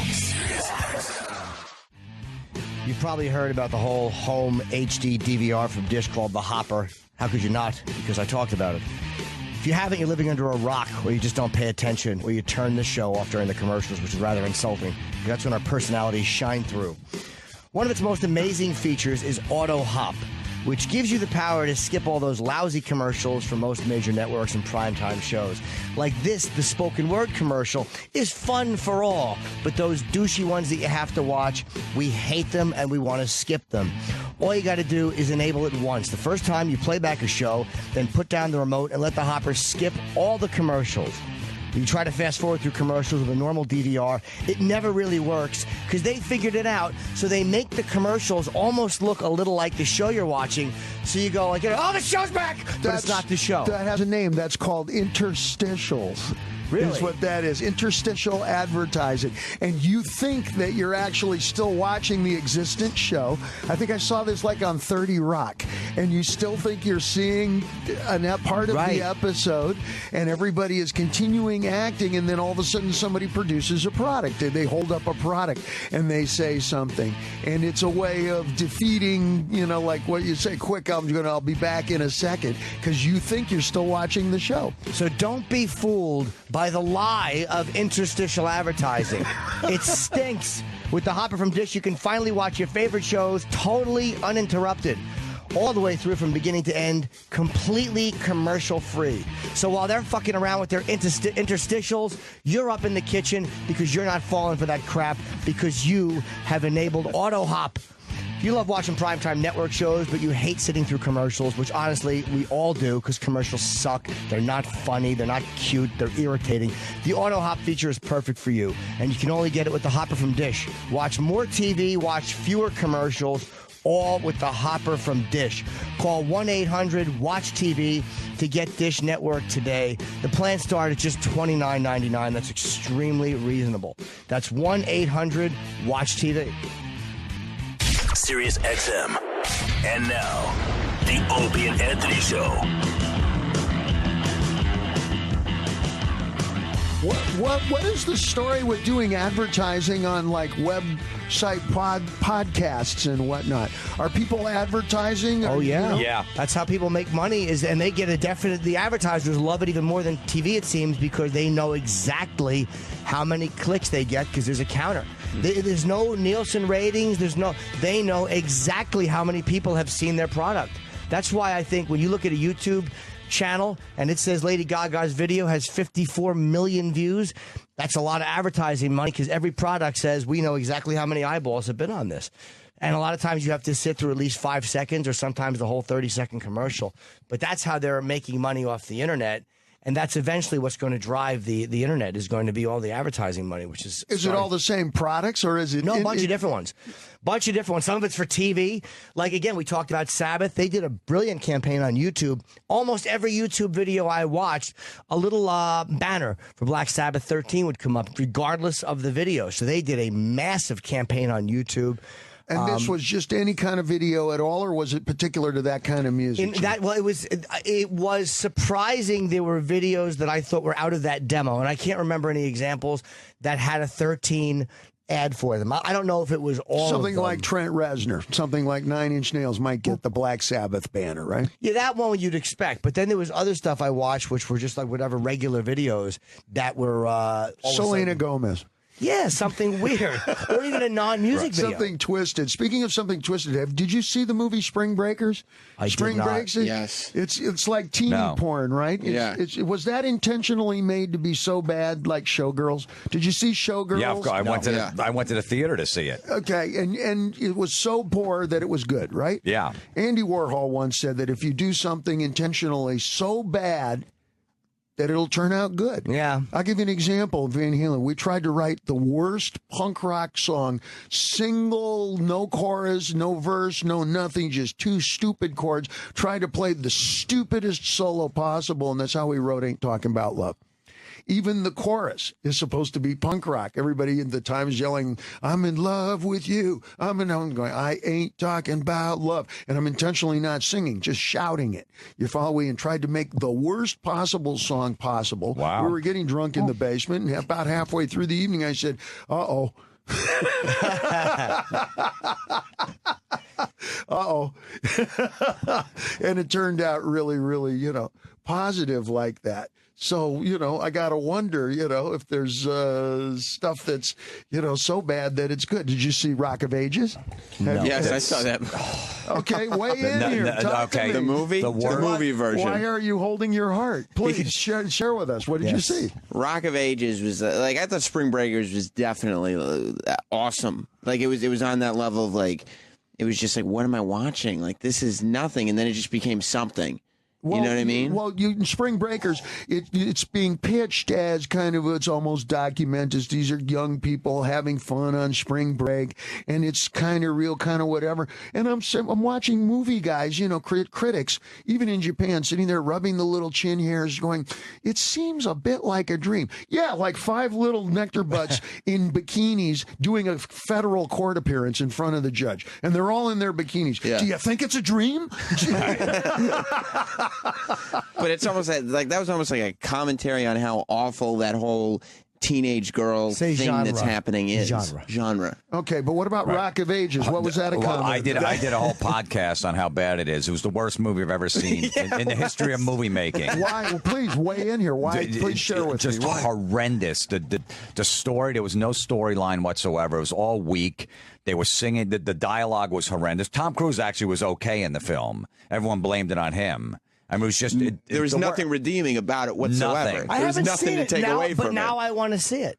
Exactly. Now I want to see it, even though it's a hunk of shit and not ironically good. Right. I want to see it. It has an attractability to it now, like bad horror movies, where you see the spaceship hanging on the end of the clothesline or the string, and you feel smugly superior to it. I tell people, I said, if you want to go in, if you have to go in watching this movie knowing and making fun of it, because if you go in just to watch it, maybe it's not so bad, you're going to be really angry after 2 hours. You're going to hate whoever recommended it. You're going to yell at your wife if she wanted to sit with you. It'll affect your relationship. It's that bad. But if you can go in mocking it, you're going to love it. Well, we were just talking about like cringy comedy, like the best comedy makes you cringe. Like you're watching this movie and you cringe the entire time. So if you're laughing at it the entire movie, it's very enjoyable. Exactly. You feel smugly superior to it. That's perfect. Like an Ed Wood movie. Yes. Where the effects are so piss poor and the acting is so bad that it becomes something that you look forward to, especially if you're watching it with other friends, you dig? And also you get that element where it becomes something familiar, like an ugly face on a family member, like Rocky Horror Picture Show, where everybody knows exactly what's coming up. And I don't know, was Rocky Horror good or bad? I can't tell anymore. A toast, and everybody throws toast. Exactly. Yeah. You know, and the songs are quote unquote so bad, but if you sing them all together, well, it's like campfire songs. Yeah. Technically, those suck too. But if everybody's having a great time, it was the best dinner I ever had, and it was nothing but salami and white bread. But you were starving, and you were with family, and you were at the beach, and it was Coney Island. It's the community feel of it that makes it something a little bit more. Like, I love Rocky Horror. Sweet Transvestite's a great song. And what's the other one? When they get fucking Time Warp? Janet. Damn it, Janet's very good. So you know what? The music does stand up in that. It's like the Monkees, where it's fun to make fun of the Monkees until you actually sit down and go, well, these songs are pretty damn good. And you probably weren't even around when the Monkees were happening, and you can sing me monkey songs. Of course, I was watching the reruns when I was a kid, thinking it was like a new show. Yeah, you can make fun of the Monkees all the way up until you start listening, and you go, wait a minute, those are real songs. That's why you can still talk about the Monkees this many summers after 1965, and everybody goes, yeah. And if you really want to test my word on it, say, which one's your favorite monkey? And somebody can always answer. Yeah. Well, Jim, let me tell you a quick scene in Rock of Ages, and you tell me if there's any redeeming quality at all. Catherine Zeta-Jones plays like a PMRC, Tipagora woman. Rock and roll is infested the Sunset Strip, and it's all bad. Sure. Because, that's devil music, and it's sex and all that stuff. So she's married to the governor or the mayor of Los Angeles, and he's really cheating on her. Anyway, so she gets a whole group of these women, these like soccer moms. They're across the street from the Roxy on the Sunset Strip with signs, and they're singing, we built this city, and then all the rockers are on the other side of the street going, we're not gonna take it, and then they cut back, we built this city, we're not gonna take it. I don't believe you. That's so bad. You don't believe me? That's not something that was ever conceptualized or shot. That's a lie. It's not a lie. No. It's the music, man. It's where they split the screen and the four barbershop guys are singing Lyda Rose on one side, You didn't like the rock and roll mashups? On the other. That sounds terrible. And then it sounds so bad that it's almost intentional, like Showgirls, where if you watch that carefully with a critic's eye, it's so bad it has to have been intentional so that you can say this is the worst, like an Ed Wood movie. If I said, guys, let's do an Ed Wood movie complete with bad acting, bad makeup, bad effects. Come on, Jim, we have to invent the flying saucers. What's the worst we can do? Paper plates. Mark, get some paper plates. Right. Fishing line, it's a little thin. Do we have any rope? Good. How about a shoestring? Better. A dirty one? Nice. Yeah. It's like when Tarantino did Grindhouse, and he intentionally made it look bad. And he fucked up the film and made the film jump. Tarantino did that, right? You're right. To give it the old movie house feel. The acting was purposely not good, and Yeah, I've accidentally done that in every project I've ever fucking worked on. Unintentionally been fucking Ed Wood awful. Yeah, but if you're doing it like Showgirls, I don't know.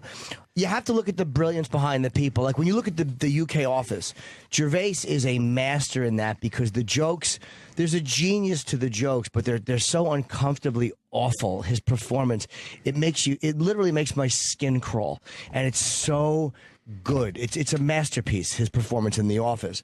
But he was brilliant, and Stephen Merchant's brilliant. So you know that like it came full circle, and there were comic geniuses behind this fucking awkwardness. Right. There comes a point, it's almost like they went from 12 all the way around to 12. But somebody who's really just genuinely awful, they go from 12 to 11:58 and they stop. And in that little difference was what makes a great watchable thing and an absolutely terrible, enraging thing. Because for me, on a show one like is acting, and the other is just somebody actually being awful. Being terrible, yeah. Acting you can watch infinitely. It's like when Warhol did his Brillo boxes; they were just different enough from the real Brillo box. Right. Somebody tried to copy it, got a bunch of Brillo boxes, put them up in the window, and couldn't sell any of it. That was just a real deal. You're doing an impression of it. There, you have to suspend your disbelief a little bit. There has to be some artistic license, some otherworldliness to it, just a little bit.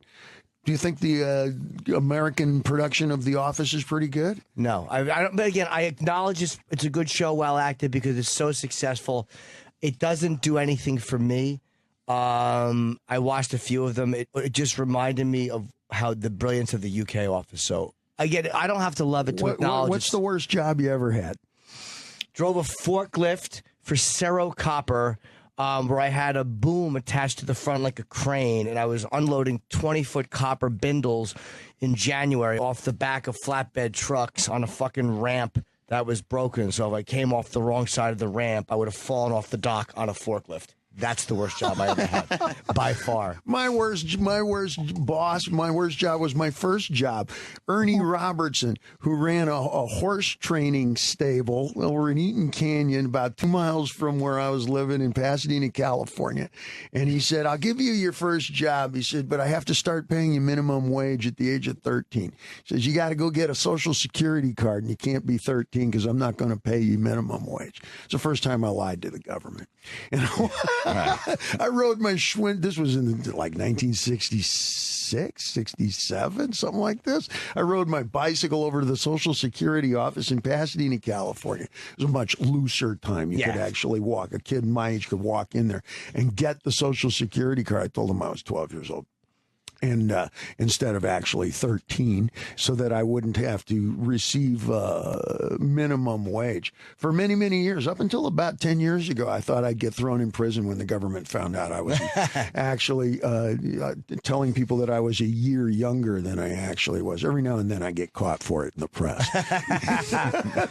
And then they would say, well, if you're going to lie, why are you only lying by 10 months? Yeah, what's the use? At least chop half a decade here, kid, you know. That is a funny thing to lie about. 10 months. But Ernie Robertson didn't want to pay me a minimum wage. I was shoveling shit at a stable there. Yeah, that's a lousy job. Yeah, but I did learn Spanish. You know, everybody that I was working with there, you know, was over the border surreptitiously. It was Spanish was the only thing spoken. Everybody was working there for $50 a week, whatnot. You know, so now I can bust a move pretty good in what is becoming the first language in the United States quickly. I was a telemarketer for 2 days and I quit because it was all these fat women sitting around, doing a telemarketer. I was the only guy they hired, and I was sitting between them, and they were just sexually harassing me because they were like, "Oh, go get me some coffee. Oh, look at his ass. Oh, he's hot." And they were all weighed like 400 pounds. And by the second day, I was so uncomfortable, I walked out and left. You couldn't take it? I couldn't take it. I mean, yeah. You know, it was like 5 400-pounders just staring me down, undressing me, and I was very uncomfortable. I banged chicks that big, but it wasn't the right moment. You didn't want to have to see them every day. Telemarketing what? Like a specific It was like those steaks, those frozen. From Omaha. Yeah, Omaha steaks. That's what it was. Yeah. No, what are the odds 4 fat women are selling steaks? There you go. Imagine hearing that voice selling you steaks. Hello, are you hungry? Oh, yuck. Yeah, but whenever I would say that, all the fatties would look at me. Yeah, you hungry? Yeah. They'd ruin my... I don't eat steak too much anymore, but what about barbecue? Where's the best barbecue in the city now? I don't eat much barbecue. You don't eat barbecue? There's a place that had like 20... Are you like a vegetarian No, or something? I eat meat. I'm saying this, I haven't been to a place specifically for barbecue. Like if I order chicken at home, I'll get barbecue sauce and dip it, but I haven't gone to a place specifically for barbecue. Usually what I eat is horrible, man. It's like a crocodile diet, just birds and foliage.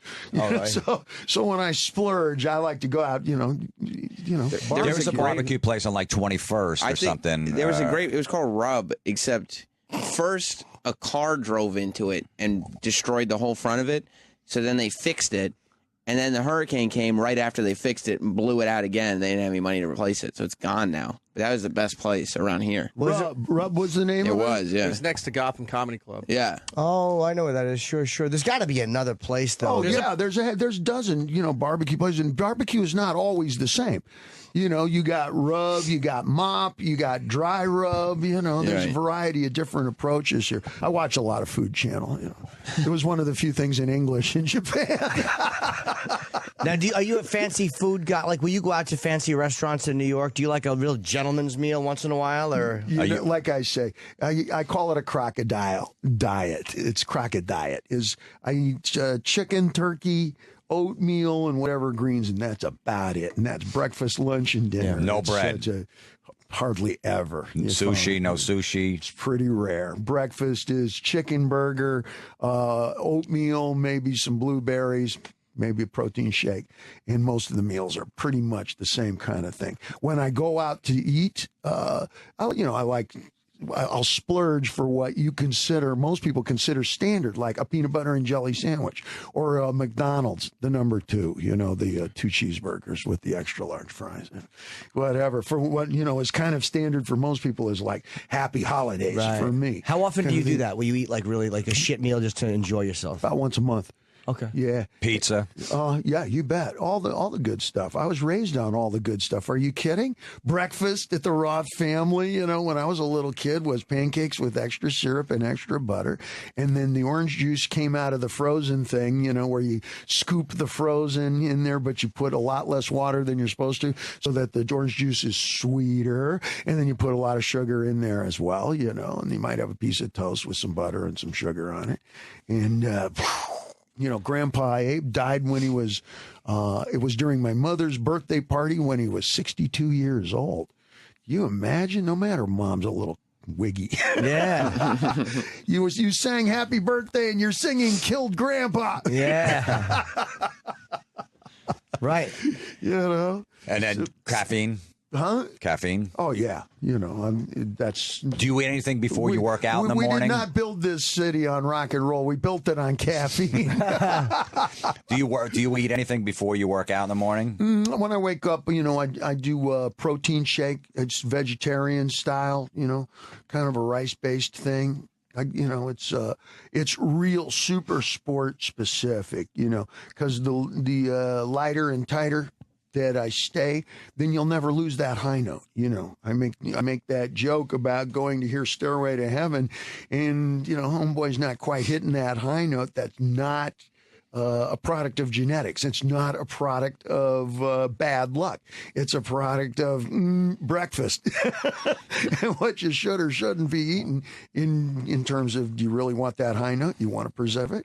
You can go see Tony Bennett, and he's still got his high note, and he's well up in his 80s there. So it's just mechanics. It seems like your singing has gotten better over the years from back in the early 80s. I've gotten a little more aware of, how to fine-tune my instrument. When you first start off, you depend on your teenage metabolism to keep you skinny and preserve the high note, I call it, or the high kick, or anything in between.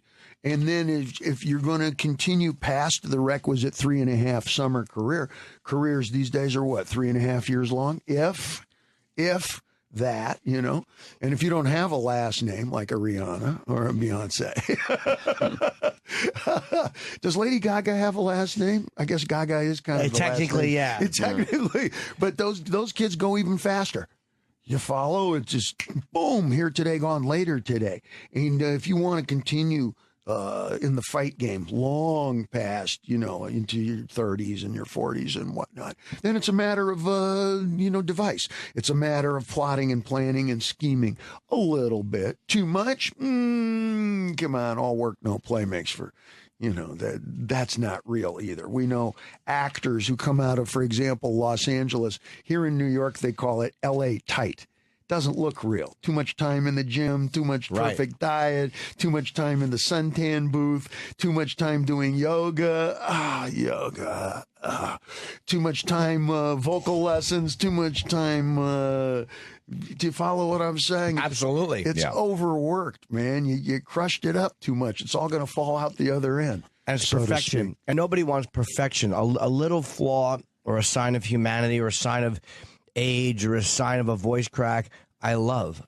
One of my favorite things in the new Sabbath record is in the song Damaged Soul. There's one part where Ozzy says soul, and his voice cracks a little bit, and it's my favorite part of the fucking record is that moment. Your favorite jeans are not brand new. Right. They're the fucked up ones where the holes are in the exact right place and the fade happens just Yes, in the exactly back. right here. Yeah, exactly. Your favorite cowboy boots are not polished and perfect unless you speak Spanish as a first language. No, the Tejanos love that. Brand new blood red cowboy boots and a brand new straw cowboy hat on Friday night. I'm down. But that's not my first language. I like cowboy boots that show the distance. Look at these shoes. These shoes tell a story. These shoes have about 22 countries worth of passport stamps on them, and so does the area right around my eyes. Right. So my smile lines are so deep it goes in one side and out the other. It's not actually two lines. Now, wait, does that you think it has anything to do with the way people are raised, though? Like people who are raised with a decent amount of money are comfortable, kind of like faded or beat up things are more comfortable, and people who are raised without money or totally broke love the new stuff because they didn't have it. I'm wondering if that has anything to do with what people like too. Yeah, perhaps you want what you don't got. I am increasingly aware of how hard we work once we're successful in our arts and entertainment in the United States, how hard we work to look like we don't have any money. Right. Right. Who is get a smile over No, there. it's true. You go overboard to make No, sure because you you've never been a showy guy where you've known to live a lavish lifestyle. No. For example, Elton John can't go anywhere without all of the lights on him, all of the spotlight on him. He starts with basic purple and goes to bright yellow.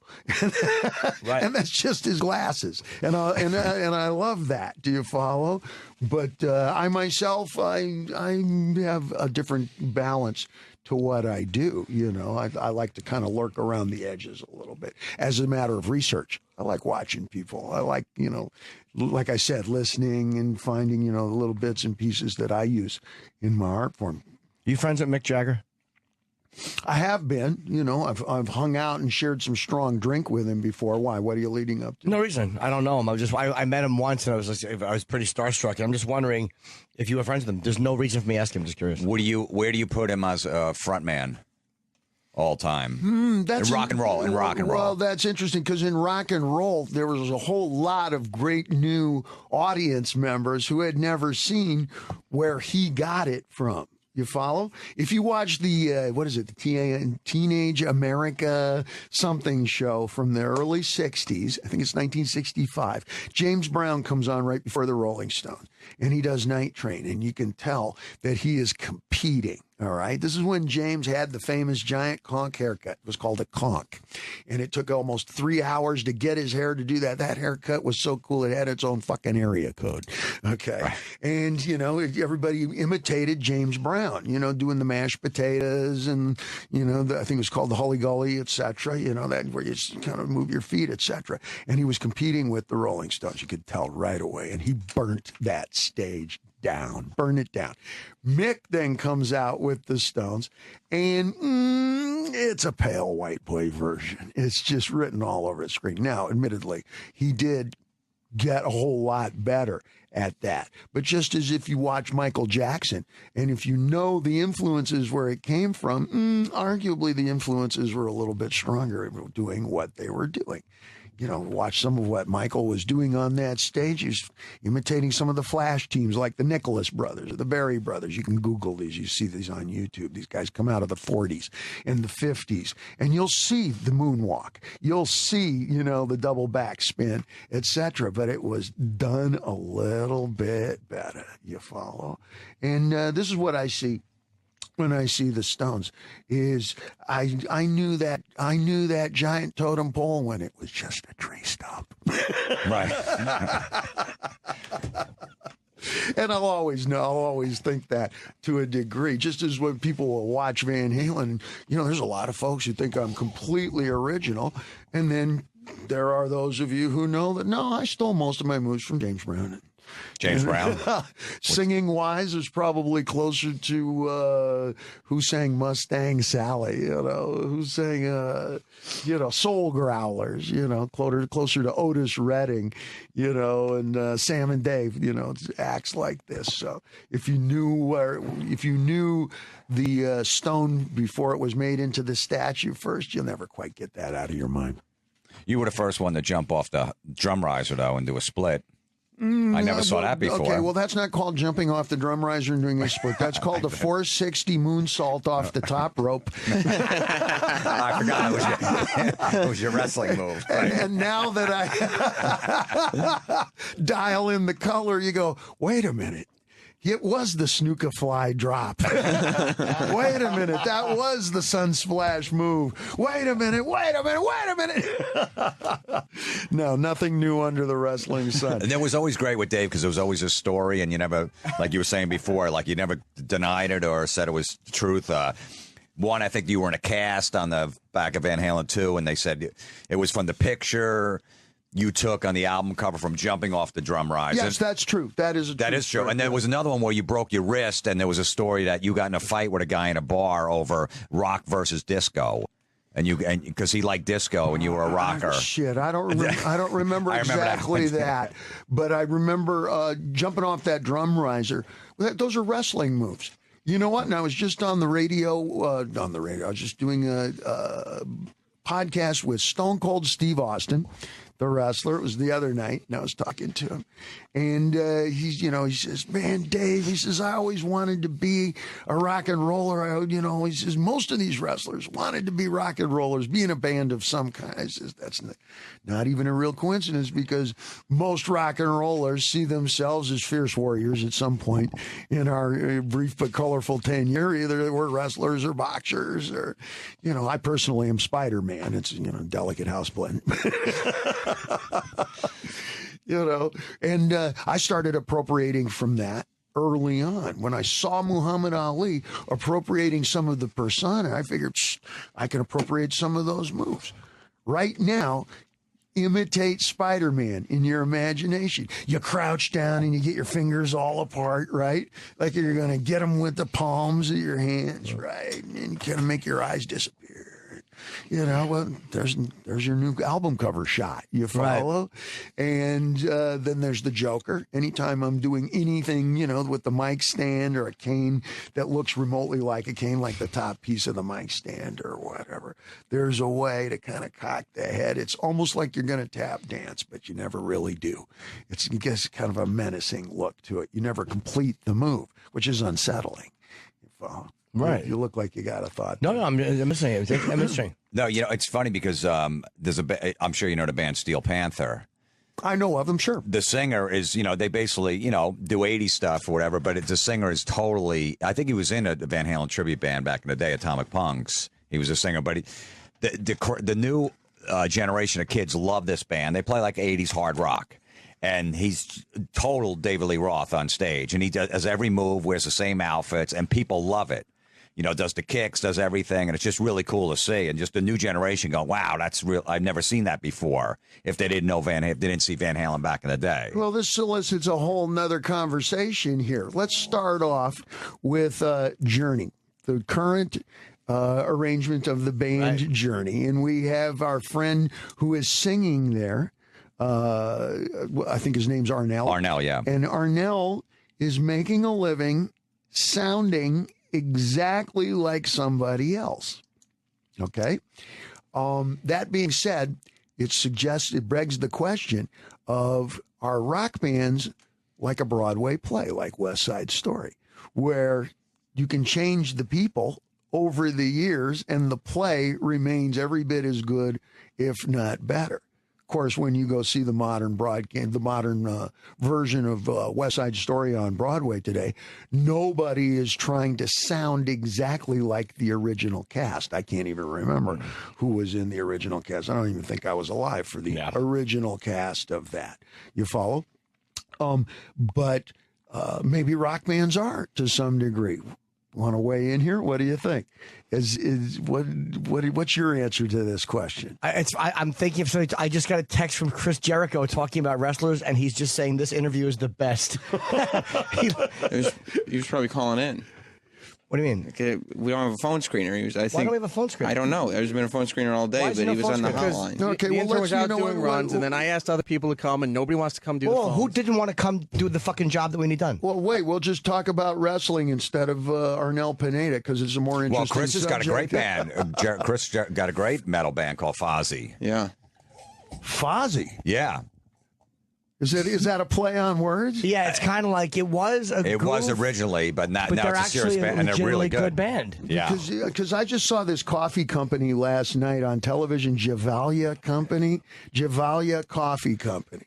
And I thought, it's a combination of the word vagina and genitalia, right? Vagilia or whatever. And if you just reverse it, Gevalia. No? No. You want to know why wrestling is the most popular thing going? It's because it's the only sport that everybody understands. It's just like swearing is the only language that we all understand. We touched on this subject earlier. Yeah. Here. Yeah. You know. Contact sports, the rules are the same. There's a winner and a clearly defined loser. Is usually the guy laying on his back. And you can even understand the stories wherever you are. You can figure out who the bad guy is, who the good guy now that I've is. explained some of my roots now into the rock and roll. Think back to some of the clothes I used to wear.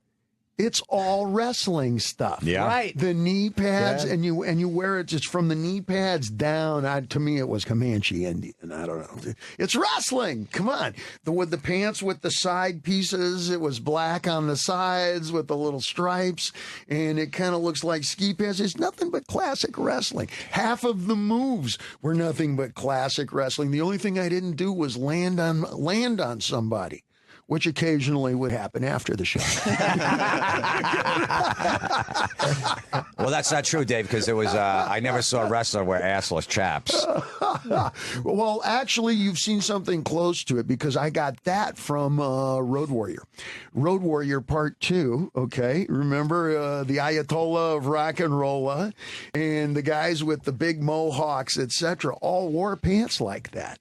And I sat through that movie twice in a rainy Monday night in Pasadena, California at the United Artists Theater when there were still movie theaters. And I watched that goddamn thing through twice and thought, why isn't anybody doing this? I get it. American Indian biker bondage thing. This is so clearly evident. What wrestlers did you like coming up?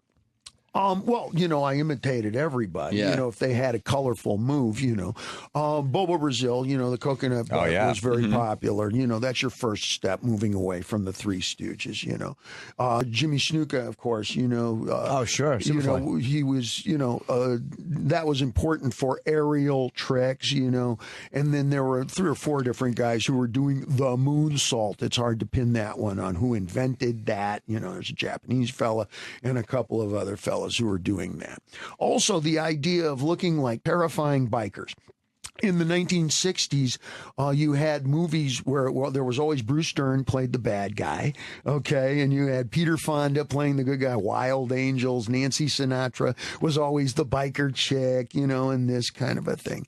And what would happen is the bike gang would take over something. Either they'd storm a shopping mall and take over the shopping mall, or they'd storm a little town and take over the town, or they'd take over the bar and grill in the Rexall, and they'd destroy everything. And if they destroyed the shopping mall area, they'd wear everything that they stole and broke, right? So they'd wear Christmas decorations and women's feather boas and big stupid sunglasses from the costume department, so they'd look psychotic, fucked up, and terrifying, right? And so when I started seeing characters like Hulk Hogan and Jesse Ventura and stuff, huge, big, muscular dudes with feather boas and psychotic glasses, they look like bikers to me. You follow? They look like the Hell's Angel movies of, hey, we got drunk and we broke into this place and we found all these Hanukkah decorations. Right. I'm a fucking rabbi.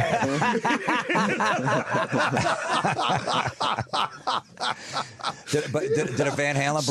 So I would key into those elements. You follow, and then there were all these. It's hard to determine. Is it the fight or the theater? Is it the actual showdown at the OK Corral, or is it the build-up, the stagecraft, we'll call it? I don't know. It's that old thing of is it the peanut butter or the chocolate that makes it a Reese peanut butter cup? Did you borrow? Careful of your answer. Did you borrow anything on stage from Bob Backlund? Ooh, true. He was boring back when. Yeah, Jim loved Bob Backlund. That doesn't sound like a name that No, really. he was a champ for like 3 years and nobody even knew he was just a crybaby and He walked on his knees. The knee walk was a big one. That's a big one in rock and roll. Is the knee walk? Is it? Yes, it is. It certainly is. The knee walk. What is the knee walk? Well, it's the legendary knee walk. I forget how he would do it. I was a boy. Well, he would start walking on his feet, but then he would drop to his knees as he walked. So he'd come up and he'd go foot, knee, up, foot, That's knee, right. up. That's right. It would really wait show a his minute. athleticism. Short red hair. That's Sensible haircut. Yes, That's- sensible dude. They have that in Japanese. It's called knee walking, and you get ultra low, right? And it's like you're on your tiptoes and your Yes. knees and so forth.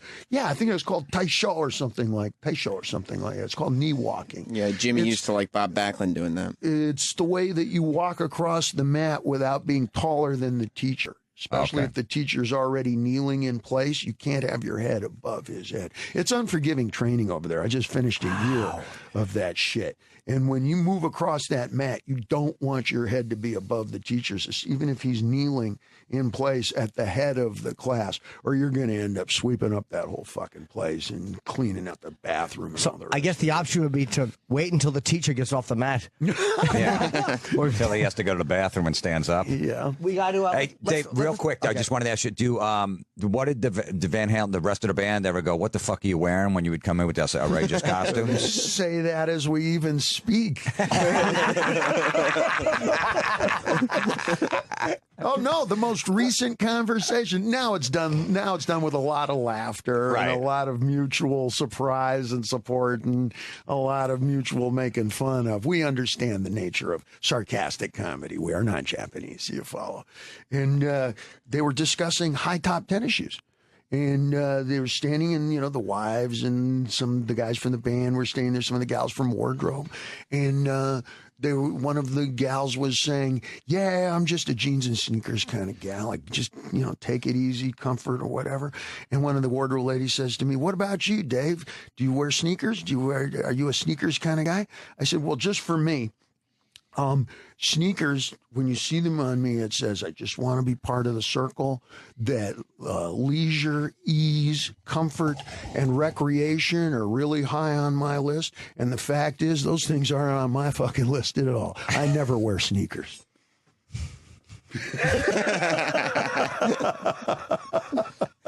Your brain is a very. I could care less about recreation and ease and comfort. I'll sleep when I'm married. What are you going to say? Your brain is a very. Your brain's a very interesting thing to watch go from point A to point B. It's a fun journey just to watch. In wrestling, it's called coast to coast. I just went coast to coast conceptually here. Let's take one more break because it's already a little after 9. We got to do a couple more reads, and then we can only go till 10 today because I have to leave. So I want to make sure we get all our breaks in, otherwise I'm going to get fucked. And the fact we didn't have a phone screener is really fucking irritating me because somebody called on the hotline. It might have been Jericho to talk to you. I don't know. All right, so let's do this read, and we'll be back very shortly. And we got to plug too. They asked us to plug Dave's website, which we have not plugged properly. So let's. And Dave, you still got the podcast going, and we're almost at 6 million close friends and family now. DavidLeeRoth.com, The Roth Show.com. We're on iTunes. I saw the great YouTube. video you guys did where you go into you're playing like the mobster and yeah, the whole thing. That was really cool. You had a little movie you did. Tokyo Story is actually a scene from a movie, and we're in negotiations with a Japanese film production company right now about making that movie. It's called Dragon Moon, and there's a whole picture. There's a whole movie that goes along with that. But you were about to do an advertisement for... We're going to do this one because the question is, and as everyone wants to know, Jim, how did you sleep last night? The answer is like shit, like I always sleep. Did you wake up stiff and cranky? I mean, a lot of us do. If so, maybe you or I just don't have the right pillow under your head at night, giving you the proper support. That's why there's a My Pillow from mypillow.com. Is this pillow music? It is pillow music. This is overdue dentist appointment music. You know what? That's right. That is due to the incompetence in the back. It should be a soft, comforting. Yeah. How about a comforting song? Like a E-Rock? lullaby. There we go. Much better. No wonder you can't sleep. That's why there's mypillow.com. MyPillow is the amazing smart pillow with a 60-night comfort guarantee and a 10-year warranty. It holds your head very firmly but softly in place. It hugs you and holds you to sleep each night. You're going to love this pillow. My pillow is made right here in the U.S. in Minnesota, so you're not ordering it overseas and getting, God forbid, a tarantula or some creepy overseas boat shit all over your pillow. It never goes flat. It's adjustable, and it's a perfect fit from when you lay down at night to when you get up the next morning. You can even wash and dry the My Pillow the way you would your favorite pair of old jeans or your favorite shirt or whatever it is, your favorite pair of underpants. Pick a piece of clothing. My Pillow is the solution for your sleepless nights. Get one now by calling 1-800-299-6694 or just go to mypillow.com. Maybe you have lousy reception. Maybe you don't want to pick up the phone right now. Maybe you're on the internet searching pornography. So just go to mypillow.com. Use the promo code XM4. That's the number 4. Save 25%. That's a quarter off. You're also going to receive a free press and pack travel bag with your order so you can bring your My Pillow so you don't have to get spoiled at home and have a great night's sleep and then go to some hotel and sleep like your head's on a fucking rock. So it's 1-800-299-6694 or go to mypillow.com and use the promo code XM4. The Opie and Anthony Show on Sirius XM. The Opie and Anthony Show. The Opie and Anthony. The Opie and Anthony Show continues. We return to the Opie and Anthony Show without Opie or Anthony. Both Where arrested. are they? Are they on vacation? No, arrested in separate homosexual incidents in men's rooms and parks. It was really weird. Opie arrested in one in Long Island and Anthony on one here in Manhattan, which there's not many restrooms in Manhattan that have glory holes, but Anthony Cumia found one. Both arrested. And David Lee Roth is here with us, of course, all day. And Jim Florentine, my oldest comedy friend, and Sam Roberts. And before Anderson Silva comes in, he's not here yet, there's a bit of controversy brewing. Because we had a hotline ringing before. Yes. And I don't know if it was Chris Jericho, if it was Jay Moore or Colin Quinn or any of these other people. I was trying to get Mike Tyson to come in today because I figured what a surprise for Anderson Silva if Mike walked in, although they like each other. It'd be fucking awesome. It would be great. It'd be amazing. But Mike is in Pennsylvania. I think he's got to fight his fighters fighting. Mike is livelier than ever. He's the best. I saw him doing the promotion, like I started to say earlier, and he had two kind of young fighters, and he's pushing them. He's going, "Come on, I want one of you to say he's going to kick the motherfucker's ass, and you should be angry like you're going to kill the motherfucker." He's like coaching them into, guys, you got to get this colorful. You got to pump up the volume promote of it. this a little He was bit. the most lively and dynamic character on the screen right then. Huh? So I figured if he came in to surprise Anderson, it would be nice. But you never know. I don't think that was him calling in, but you just don't know. So we had no hotline, and Eric is saying that fucking Sal refused to do it. So I told Sal outside, I'm like, that's unacceptable. This is not a fucking not a hobby. Sal refused to do what?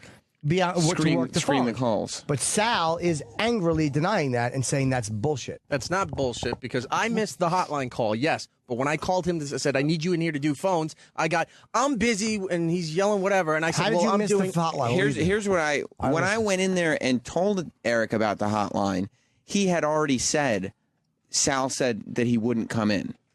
Before this hotline even rang, he said that Sal had already said, I'm not going back there. This is starting to sound a little bit like Celebrity Rehab. It is. Yeah. Yes. They're building up a big wrestling match right here. So Sal, what's the truth? So this. Oh, I'm sorry. No problem. Go ahead. So this is what happened. E-Rock calls me. He says, "Hey, come do the phones." I said, "I'm in the middle of something." He said, "Okay." He said, "Come do them right now. The show's more important." I said, "Okay." I'm sorry. Are you Anderson? This is Sal. I have my glasses on. So I said, "Okay." I hang up the phone. I start walking back, and intern Tyler is walking back towards the producer studio as well. Mm-hmm. And he's walking back with breakfast. And I said, "Why do you have breakfast?" He said, "Oh, this is E-Rock's breakfast." So, which means that there was an interval of time where there was no one at the phone. Were his arms tired? I don't know. Okay. Which means that E-Rock didn't call me and say, "Hey, I sent intern Tyler out for my own personal run, my breakfast." There was when Eric never said that. So Eric sent him out with nobody on the I phones. didn't have to fucking explain that to you. I You said, should. come do the You phones, and you scream, I'm busy doing something. We and I established said, that already. we're doing the live Eric, show, and you hung up. This was established. You didn't call me when you sent him off of the phones to say, "Hey, come do the phones."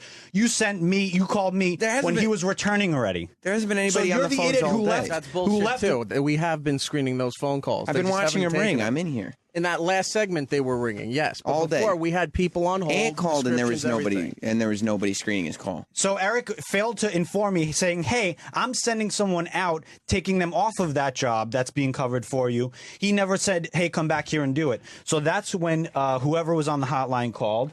And Eric, don't try to throw me under the bus. I'm not and trying say to throw that. you under the bus for the fucking hotline. I'm throwing you under the bus because when I said I need you to come do the phone, I came back. I hung up and then I came you back. screamed, here, dude. "I'm busy," and then I said, "We're and then doing I said, the "I'm live busy." show," I hung up the phone and then I came back here, dude. Lower your voice or I'm going to suplex you.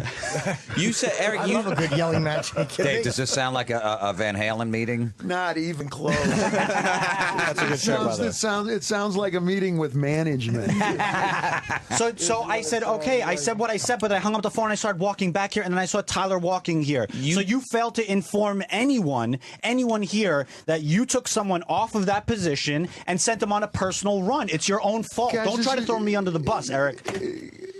Getting thrown under the bus is colorful. And Eric, you said that you had already asked him to come back, and he had said no.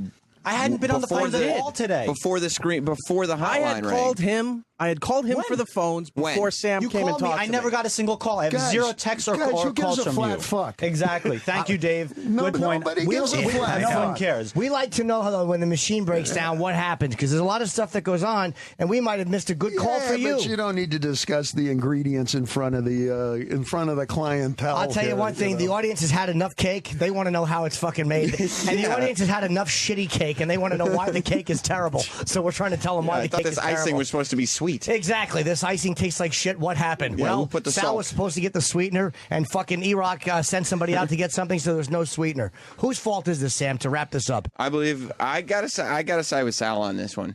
It doesn't sound like Sal got the call until after the hotline, which means E-Rock was looking at an empty chair and not doing anything. And sent someone out for I some said purpose. that I Let's lunge ahead. Let's cut to the crash. Who do we think was on the phone? Who might that have been? I Jericho? believe it was Jericho. Okay, so let's put words in his mouth. And what would he have said had he gotten through on the phone? yeah, this is a great interview. I really do. I enjoyed Van Halen a lot of times. You know, our band, we've been doing great, but you guys were a big influence on us. And Jimmy, great job. Even better than with Opie and Anthony. Those guys are giant albatrosses around your neck, and you should be making all the money. And I'm really enjoying the show today. Any price at all, you name it, kid. You name your price. It does sound like Jericho. That sounds a lot like Jericho. Yeah, and he's like, and by the way, I have my show on 6 cents every whatever it is, because he has a radio show on He certainly XM. does. He's a big metal guy, and he probably would have said, "I'm looking forward to American Degenerate tonight," and then I'm going to go Ask check you out anything on Reddit. I'm going to ask you something on Reddit. I'm going to go to davidleeroth.com, and I'm going to see Jim Florentine and my cousin at Uncle Vinny's. And then we would have given him a pitch for his record. What's the name of his record? It's Jim? not. It's coming out in a few weeks, and he's That's touring not with. the title. What is the title? I'm not sure what the title is, and he's touring with Saxon. Okay, but it's a for real record. It's a for real. Yeah, it's a real deal. record. What is the name of the band? It's Fozzy, and it's about their the fifth record's coming out. Why is it called Fozzy? That was, I think, a play on Ozzy or something else. And he's been doing it for many, many years, since I first started coming on Opie and Anthony, like 2000. And he had a character named, I think it was Moon Goose McQuaid, was like a funny character he was doing, and he wouldn't break character. That is a good name. But then it became this thing where the band was good, and people liked them. And yeah, they don't. You know what I mean? It's almost like it's like the movie The Producers. We got to create a flop, There you go. and then we will make $1 million in the overages of the taxes that don't get paid. Oh no, it's a success! Yeah, yeah. And they do Springtime for Hitler, and lo and behold, it's a smash hit, and that's a catastrophe. That's right? yeah, exactly. So, but now for Chris, it's good though, because he probably doesn't want to wrestle as much as he used to. I mean, you know, No, he's How gotta long love is it. Chris? He's been wrestling for a while, Long time. right? Yeah. He looks way younger than the kinds of distance that wrestling puts on you. You know, that's high impact. And but he's been doing it since the 80s as well, yeah? yeah, Yeah, has he early been- 90s, early maybe? 90s, yeah. But he's been smart enough, like, as he got later in his career, once he established himself, to take time off. So he'd go away for a year or two. He'd tour with the band for a while, and that's what he's doing now. He'll wrestle for like 6 months, and then he'll go tour with the band for 6 months. Then he'll come back to wrestling for 6 months. That happens with rock bands all the time. You get guys who are constantly around. After a while, they can't sell tickets, and it's completely overly familiar, whatever. We in Van Halen, we're on the James Bond schedule, I call it, every 3.5 years.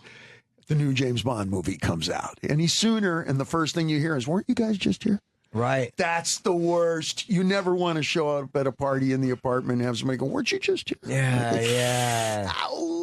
You want that little bit. As my grandmother said when my first girlfriend moved away, distance makes the heart grow fonder. Yeah. She did say that to me. And the relationship lasted 6 times as long because you were never at home? That's a success? I have not seen the girl since, and that was 5th grade. If I keep going back to the same porno, is that a relationship? Technically, yeah, but it's not just with the women. It's with the guys in it, too. You're involved with all of them if you keep going back to the same one. No, but do you rewind it to the beginning, or you keep it right at that spot Well, and pick it up from there? I ran into a serious issue with that, with conditioning. I'm a very eminently conditionable guy, and in the late 80s, I ran into a problem to where I was rewinding, and pretty soon I couldn't get off unless I was with 2 chicks who pretended like they were moving really fast backwards. Which is... I'm not kidding. I know you're not. Believe me, we know you're not. That's the beauty of it. No one thinks you're kidding. Dave, you can't rewind porno. It's never as good. Dave, in a threesome, though, there's a lot of it. You got to give attention to everybody because someone doesn't want to feel left out. One of the girls, which is inevitable. So how do you work that? How do you placate them where they can both have a good time and not worry that you're spending too much time with one and all that other they got to know each other in advance. If you really want to know the truth, the mechanics of this, they got to know each other in advance, and it has to be their idea. Because if you're going to be the mechanic, if you're going to be the master cylinder and you're going to bolt that shit together, it's usually glued together with Jack Daniels and a lot of bullshit promises that you can't keep because it's 4 a.m. But it's got to be their idea. So it was better, like after a show, you wouldn't just pick 2 random ones, 2 girls that were hanging out backstage that didn't know each other. That usually ended in a disaster. Yeah. 2 friends worked way better. Oh, absolutely. And do you have to witch doctor it into their head? So, like, it's your idea, but they think it's their idea. No. They'll know in advance. They've already figured it out. They got the logistics, and that is a standard, okay? If you think you're going to put it together, okay, you talk about mechanicking and like, okay, what's one of the tricks? Oh, I know. You leave some of the Penthouse magazines laying around. And I did that one. And guys, all of us think we invented that shit. And she picks it up and goes, oh, do you like this stuff? And you act surprised and go, why? Do you? Like you're the first one to invent that nonsense. Did it work for you? We used to leave the Playboy channel on and hide the remote and take the knob off the TV before we went to the club. So we got girls back that was on the TV, and we're like, I don't know where the remote is. Do you know? I don't know. And then you don't even have the pliers to turn the channel. Oh, I guess we got to watch this. Exactly. You take the knobs off the TV. Yeah, we took the knob off so they couldn't even just do it manually. We're like, I don't even know where the knob went. That's so funny. No, it's got to be. It's got to be their idea because you're going to be fascinated with one gal more than the other. You have a choice of whatever, so you're always going to favor one. I do remember once. These 2 gals approached me in Vancouver. I guess after a certain point of time, all is forgiven, right? Right. I can get away with pretty much, whatever. Yeah. And these 2 gals approached me, dancers, Italian girls. Those weren't Italian dances, but I'm sure those dances would be popular if they did them in Italy. And it was at a strip club called the Cecil Hotel in Vancouver. And they approached me at about 2 a.m. and said, hey, we're upstairs in a room upstairs. And they both had huge wads of dollar bills, like, 6 inches stacks of it. Great looking gals, And it was stuffed in their G-strings. I'm going to cut to the crash because I'm not sure who's really listening to this show at this point in time. But when I woke up, the G-strings had burst and there were dollar bills everywhere. And it was like somebody had tarred and papered us because it was in the middle of the summer, like July or August, really hot and sweaty. And the dollar bills were like glued all over us. And I remember thinking to myself, I am made of money. If but for a moment. Do you ever Like your comedy. There's no punchline to this. No, that's beautiful. I didn't know if there was more. But now, when you have two and the two girls leave, do you ask for both numbers? How do you do that? Just out of courtesy, even though you're not going to call them? Oh, I can make taxi fare in 17 languages. Are you kidding? like Uncle Manny said, hey, kid, the secret to show business is sincerity. When you can fake that, you're in. Yeah. So, golly, look at the time. No, I've always... I'm hesitant to even say the word groupies because I always got along great with the gals that I was chasing out on the road. And the girls that we were chasing in a groupie frame of mind did not look anything like groupies that you're thinking of. Usually when you say groupies, you're thinking of a variation of Motley Crue meets CC DeVille from Poison times teased hair with vampire goth makeup. And there is a place for that kind of a girl. Right. But Wednesdays. Not weekends. Not weekends. No. And we were chasing the prom queen. We were chasing the homecoming girl. We were chasing the gymnastics. The wholesome.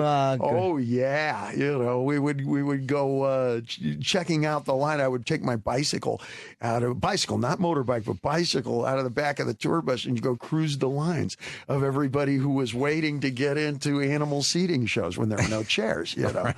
So there'd be huge long lines, 6 blocks long. And we would just cruise up and down there. And I still keep up with a number of those gals too. Now would Some they of be them are on their crazy though second seeing you? husband. Would the whole fucking line be going crazy seeing you ride the bike? No, true revolutionary moves invisible and invulnerable amongst the people. As you can see, I can either dress up, you follow, and attract the attention, or you dress the same color as the buildings. You just kind of fit right in with the surroundings and whatnot. And you get the best of both worlds. That way you go around completely unnoticed until it's time to get a decent table at the restaurant. So basically, you did a dry run. Oh, yeah. And you would, Jesus, what else did we do? This was when video was you took 4 guys just to carry the equipment. And today you need just a cell phone or whatever. We used to have to lug that fucking camera with all the cords. There was a special box for the cords and then the recording unit, you follow. And then we had a trunk full of costumes, like a wedding dress. You want me to keep going? Yeah, of course. So you would dress them up? You had costumes for them? Sure, a state trooper outfit. Yeah, we were full production. It's Van Halen, man. 6 times the size, 20 times as fast. Some people burn their candle at both ends. And in this band, we took a blowtorch to our candle. It was 22 times the light and 1/3 the time. Yeah. Here's my new Junior Miss flamethrower. Hey, where's the candle?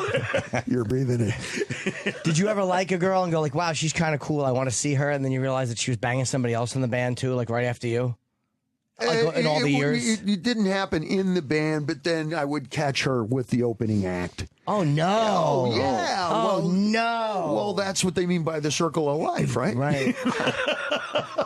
Yeah, that was a routine. We would always chase the gals who were, chasing the band that we were opening for. Jesus and Van Halen, we opened for everybody. Sabbath. We opened for Sabbath. We opened for Journey. We opened for Boston. We opened Kiss. for the Doobie Brothers, for Kiss, Stones, you name it. We opened for everybody. And, it was a wild time, late 70s, early 80s, etc. So that's part of the fun, too.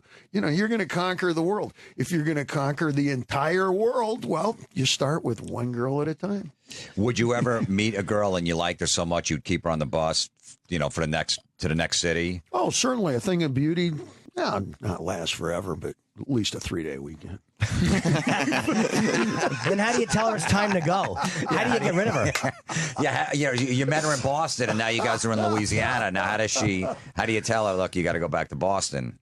Oh, well, you use security for that. Again, it was a crazier, wilder time. We would rent extra hotel rooms just for the 4th encore, we would call it.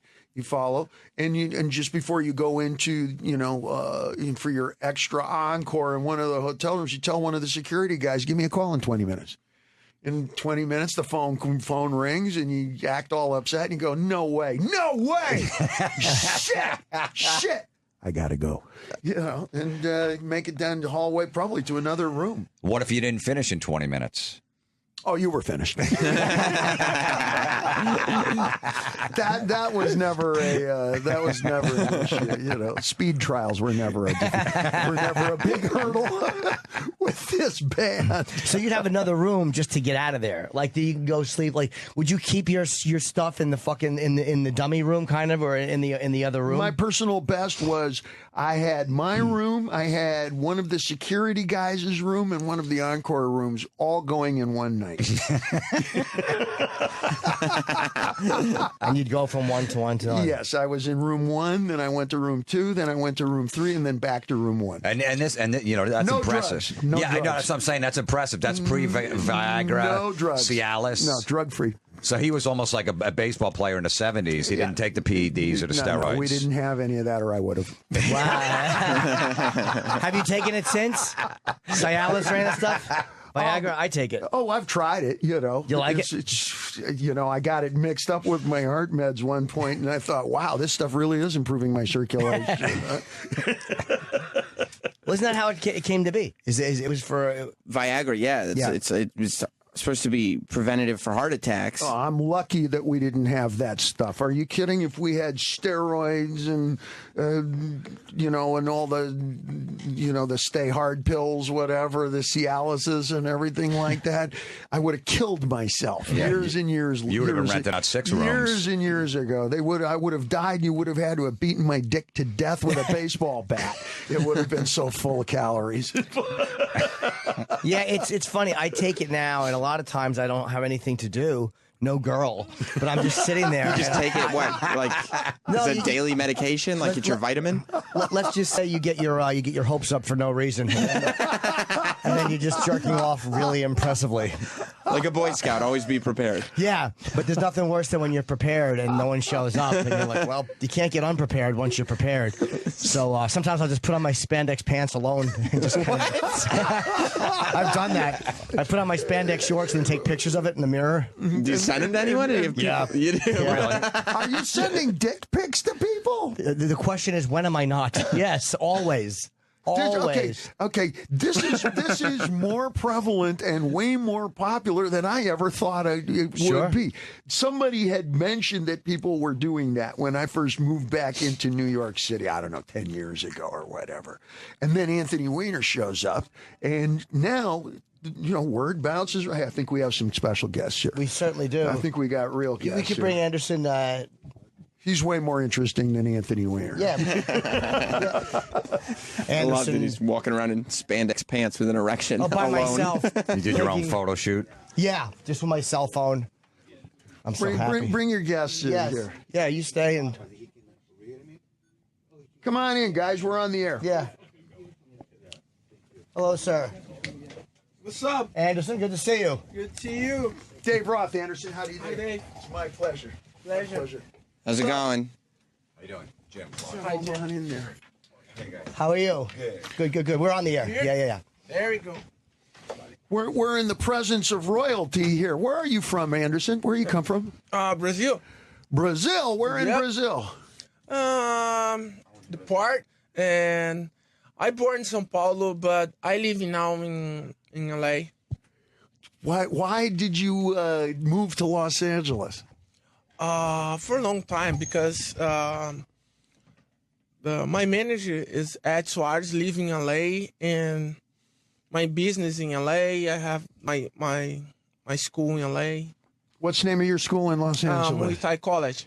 Muay Thai College? Is that your first? Was that your first sport? Muay Thai? Yeah. This Taekwondo and Muay Thai. How old were you when you first started Taekwondo? Oh, long time. Eight. It's popular in Brazil? Yeah. Which is more popular, karate styles or Muay Thai or Jiu-Jitsu? Jiu-Jitsu's the number one, eh? Yeah. When did you start that? Start when you were a kid? Yeah. And have you always known about mixed martial arts? Yeah. It's always familiar because there was a time when that did not exist. In the United States, how long has mixed martial arts been? It's been here for a while, but it became popular, I think, with Hoist Gracie after in the Ultimate Fighting is when we in the U.S. kind of became aware of it, was watching this small Gracie beat up 300-pound guys and tap out 300-pound guys. But when did The legendary, you know. You're right, the Gracies. Yeah. Was that what attracted you to it? Was the fact that a smaller guy could beat somebody of a greater physical strength, or what brought you to mixed martial arts? What do you say? What made you go to from Muay Thai to mixed martial arts? Oh, because I training hard and I watching the fight,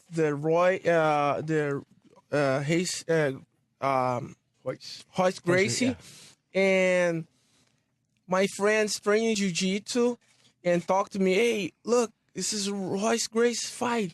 It's good. This is the ultimate fight.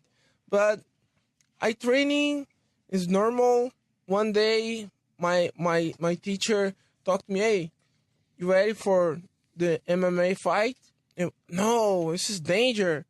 I know training MMA, but I started the training the jiu-jitsu, the Nova União in Curitiba. And were you scared of it when you first started it because you thought it was dangerous? Yeah. And my first fight in the city is the Cuiabá, Corumbá in Brazil. Now we're at a point now with Anderson, and for those of you that follow UFC, you're for the first time in a long time, you're the ex-champion of the middleweight division, and I was at the fight, and it was a very shocking thing to see. What did you feel when you woke up on the canvas? Because for you, that's not something that happens very often. Not too much. It's normal. Fight is fight. You have the moment magic, and you have the chance for knock him out your opponent, and your opponent knock him out you. But it's normal. I back the December for the next for the fight. rematch. Yeah. And it's the 28th to promote the rematch. UFC 168 is Saturday, December 28th. That's, of course, Chris Weidman, who's now the champion, versus Anderson. And I think that's in Vegas. Yeah, Vegas. It is in Vegas. And at first you said no rematch. The first thing you said was you didn't want to fight Chris again. What changed? The first time I signed the new contract, Dana talked to me. You fight for Chris Weidman, you win, or Chris win, you have the rematch. All right. But the first time they finished the fighting in my fight, the Chris Weidman, I'm tired and no too much happy, and talked. Oh, I no more fight for the belt, but I fight, but no more for the belt. But Dana talked to me, hey, what happened? This is normal. Let's go. Do you feel because do you feel you lost giving it your best fight? Because it was, you were taunting him. Do you feel like you lost giving it your best, or do you feel like you didn't want to lose that way? I train hard for win all the time, but sometimes you don't have too much chance for win. Chris Weidman is the very, very, very strategy, and you focus straight, and that's it. Sometimes you have the good working, sometimes bad working. No, you trained hard for the fight. You were in shape to fight. You were ready to fight. But, Yeah. I mean, in the moment, like in that moment when he tagged you and you went down, were you in a moment like you wish you could take that back and have been fighting harder? Because it didn't feel like you were giving your ability in that moment. It felt like, because you're such a great fighter, that he caught you kind of in a moment where you shouldn't have been in that moment. Does that make any sense? Yeah. I don't remember too much because for me is the finish. I have the next story now. It's the December 10/8. I have the new story for Anderson. Sometimes you have good night in the fight. Sometimes bad night in the fight, but I'm happy because I'm complete fight now. I'm complete attack now because this is the new experience for me. It's knock him out. It's a new experience for you. Does it feel odd or different to be hungry again to get the belt back? Because it's you had the most title defenses, I think, in a row. Is it hard to stay hungry? We talked about that before, staying hungry. Is it hard to stay hungry, your 10th defense, as it was your first defense? Yeah. I'm very excited because I have the chance, I have the new chance for change my story one more time. Is the fight for the first fight for Chris Weidman is very important for my legacy.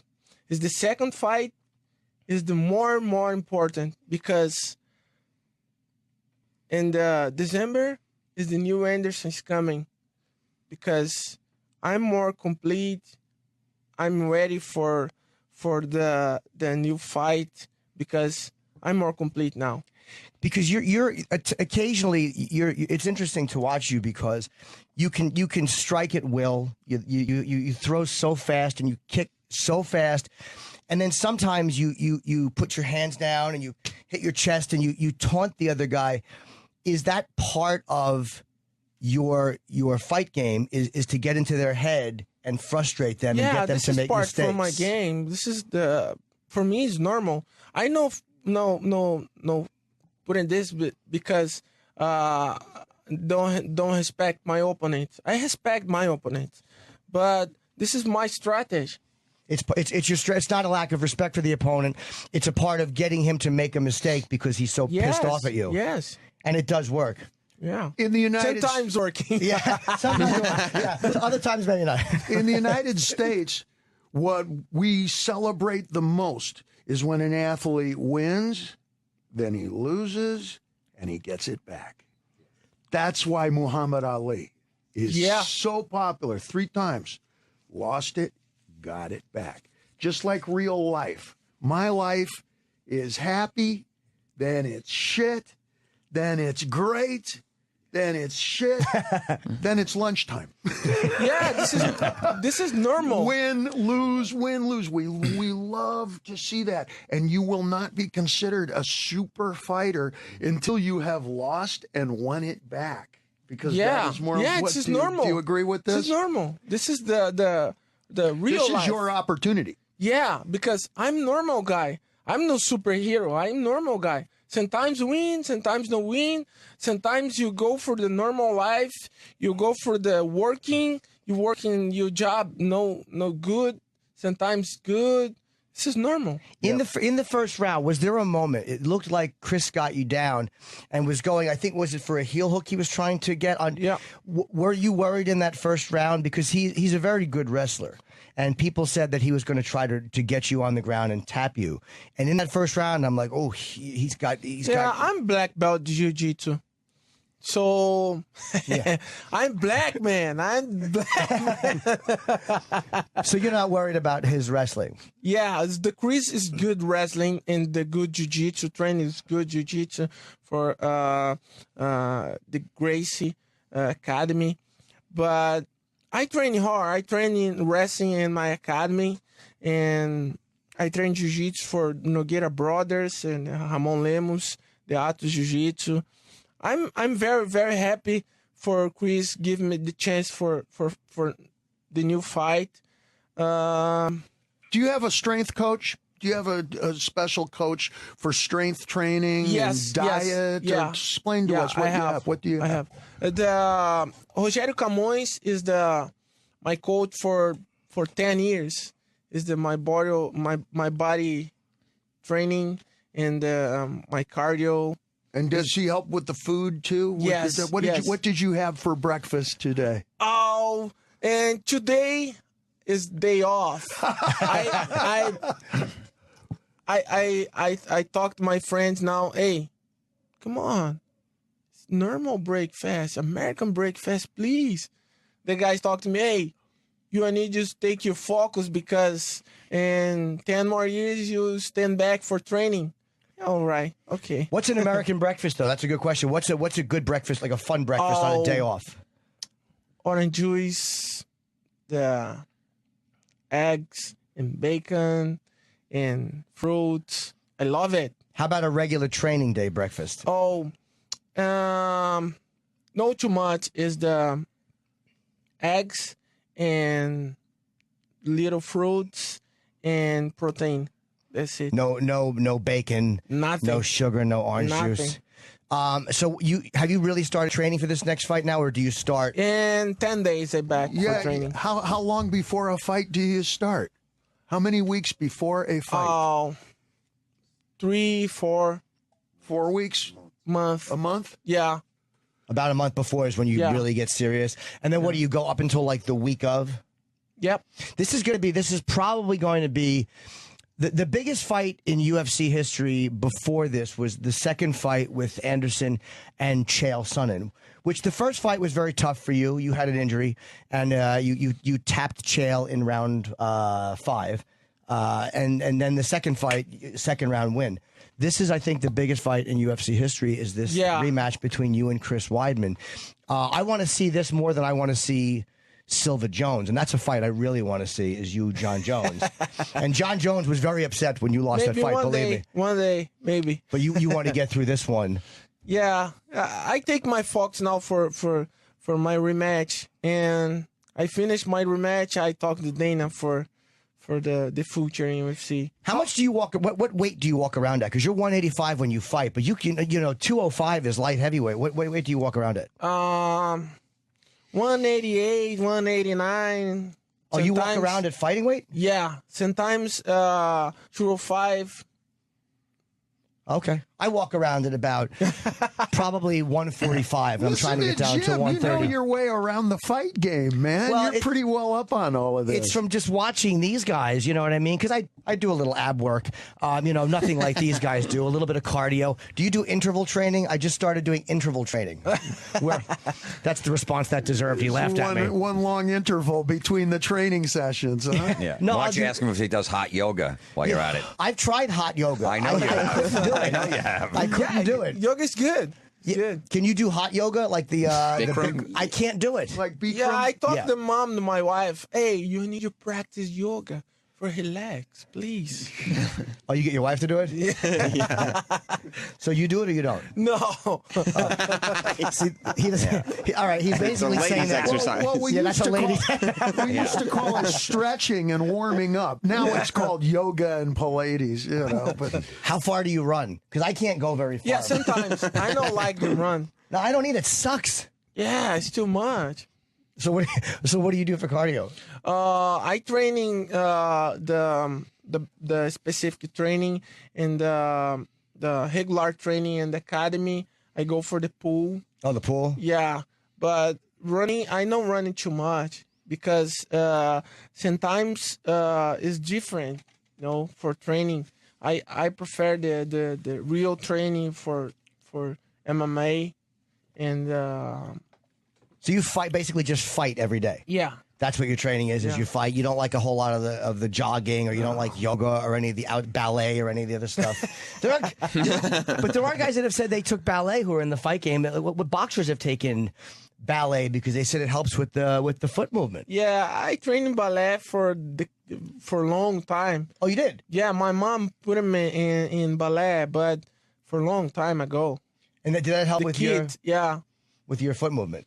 Yeah. Now you seem to really like kicking people. I was watching your face. It was in the Weidman fight in round 2, and your arms were down, and you were throwing just very angry, like really precise leg kicks, and it seems like you like to do that to almost punish somebody when you're not even trying to knock them out. It seemed like there was something you just enjoy being able to kick somebody at will. Yeah, I train hard my kicks. You train to make your kicks Yeah, hurt? yeah. This is normal. It's the technique, the Muay Thai technique, and I train hard. Are your shins tough? Because don't Muay Thai guys kick tree?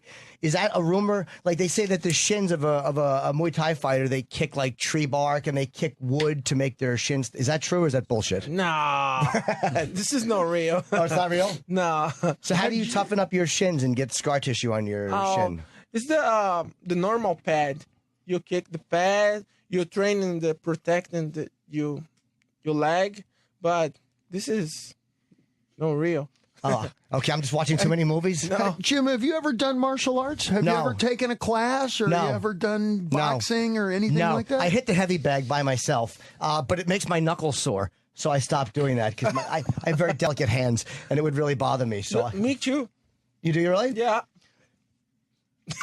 I'm joking. Oh, okay. I'm like, no. Jim, you'd be good at it, man. You're feisty. You got the energy for this. Now my cardio is not good though. I can't do good cardio. Like I do the elliptical machine and you could try this. It helps a little bit. I do 30 seconds really hard and then 30 seconds relax. 30 seconds really hard and then 30 seconds relax. And I do that for about 3 minutes. Yeah, the sports is very important.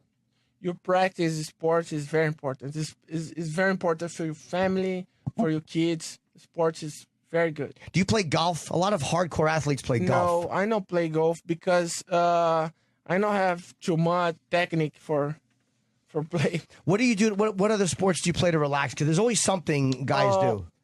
I love paintball. Paintball? Yeah, I love it. And sometimes I play the football. Do you mean Brazilian soccer or football. American football? Soccer. Okay. Soccer. Are you good at paintball? Yeah, I love it. I played it one time, and I got those things hurt when you get hit outside the pad with a paintball. Yeah. I mean, maybe they don't hurt you, but they were very uncomfortable for me. I didn't care for paintball. Well, you at can all. adjust the pressure on the gun, man. You can turn it up to 350 pounds, and it'll leave a bruise, and it'll convince you to learn faster. Yeah, I didn't know that. I thought I was going to be really good at it, but I really sucked at paintball.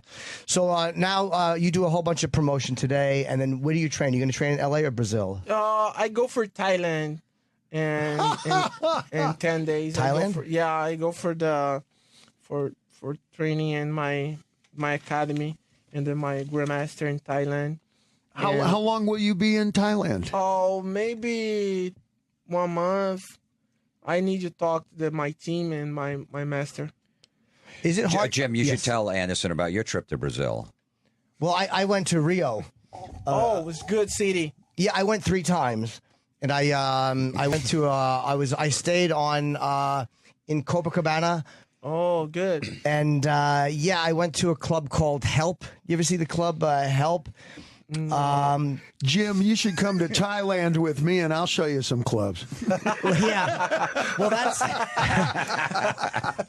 There was a lot of very beautiful girls in Brazil. Yeah, a lot of very beautiful girls, and I think I had to go get penicillin. Before I left, I think I might have gotten a little bit of a cold or something while I was there. It's really, I know her. I enjoyed it very much. Venereal Denise. Yeah. I've never been to Thailand though. Sounds like you're just right. Yeah, I think so. But you don't get into, you're a family guy, and Yeah. Was it? Let me ask you, because I remember after the Chael Sonnen fight, your kids came out with you on it was very emotional for you. It seemed like my kids and my son and my nephew go for the fight. It seemed like that second win over Chael meant a lot to you, and you seemed more emotional than I had seen you, because he had been taunting you all the way up, and that fight was really important. Does this fight feel like the same kind of urgency that you felt in that fight again? Because you really wanted to beat Chael Sonnen, and you did. And yeah, I training hard for the fight for Weidman. Chael. Oh, and it's the great fight for the story, and for me, it's the great moment. My sons is coming to give him the congratulation inside the octagon. And this is good because UFC is the known for sports for the specific people. It's the older people, for kids, for family. It's good. I'm very happy. Well, a lot of people call you the greatest mixed martial artist of all time. I mean, you're certainly the most prolific title defender in the UFC, and I was really bummed that you lost. And I hope that you win this next fight. I'm a big fan, and it's Saturday, December the 28th. It's UFC 168. It is Weidman, who's now the champion, and you're fighting to get your belt back. And I guess we're going to see a bit more intensity in this than the first, because you looked prepared in the first one, just not at that one moment. Yeah, but Chris Weidman is the new champion. The people need to respect you. But this is the sport. It's normal. It's the rematch. But I respect Chris. I training hard for this fight, and I need to say thank you, Chris Weidman. Thank you, Dana and UFC and the people in the United States, because I live in the United States now, and the UFC changed my life, changed the life of my kids and my wife, and I need to say thank you for guys in the United States, for the people in the United States. And I love my job. I love my working. I love FC. I go back. All right. Well, should we take a quick break and then wrap up the show? It's a little after 10. You want to do that? Yeah, sure. We'll take a quick break and then we'll come back and wrap up all the plugs. And UFC 168, it is Saturday, December 28th. The great Anderson Silva. I love you, and I hope that you win this Thank fight. you. Good luck to you. It's a pleasure meeting you. Yeah, Thank good you. meeting you. God bless people. The Opie and Anthony Show on Sirius XM. The Opie and Anthony Show. The guys are back from the toilet. Now, back to our show.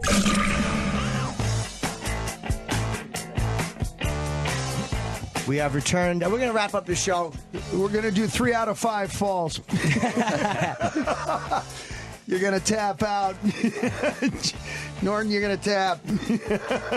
I usually get them to do something to me, but he's already kicked me. I always get them to do a move or whatever. Yeah. But he kicked me the last time he was in, and it hurts. I like to take a good kick or something. A good kick or a good whatever. A good punch or something. Okay, well, to say that you got punched by so-and-so or that, you know, whatever. And he didn't want to hurt me, but the third one he did kind of, you felt it. You kicked you? Yeah, but he did it really gently, but it gave me a headache for 2 hours because it jostled me. He kicked me in the arm. And my head hurt for 2 hours because of the jostle. I was like, I probably shouldn't do that again. That's why I didn't do it again.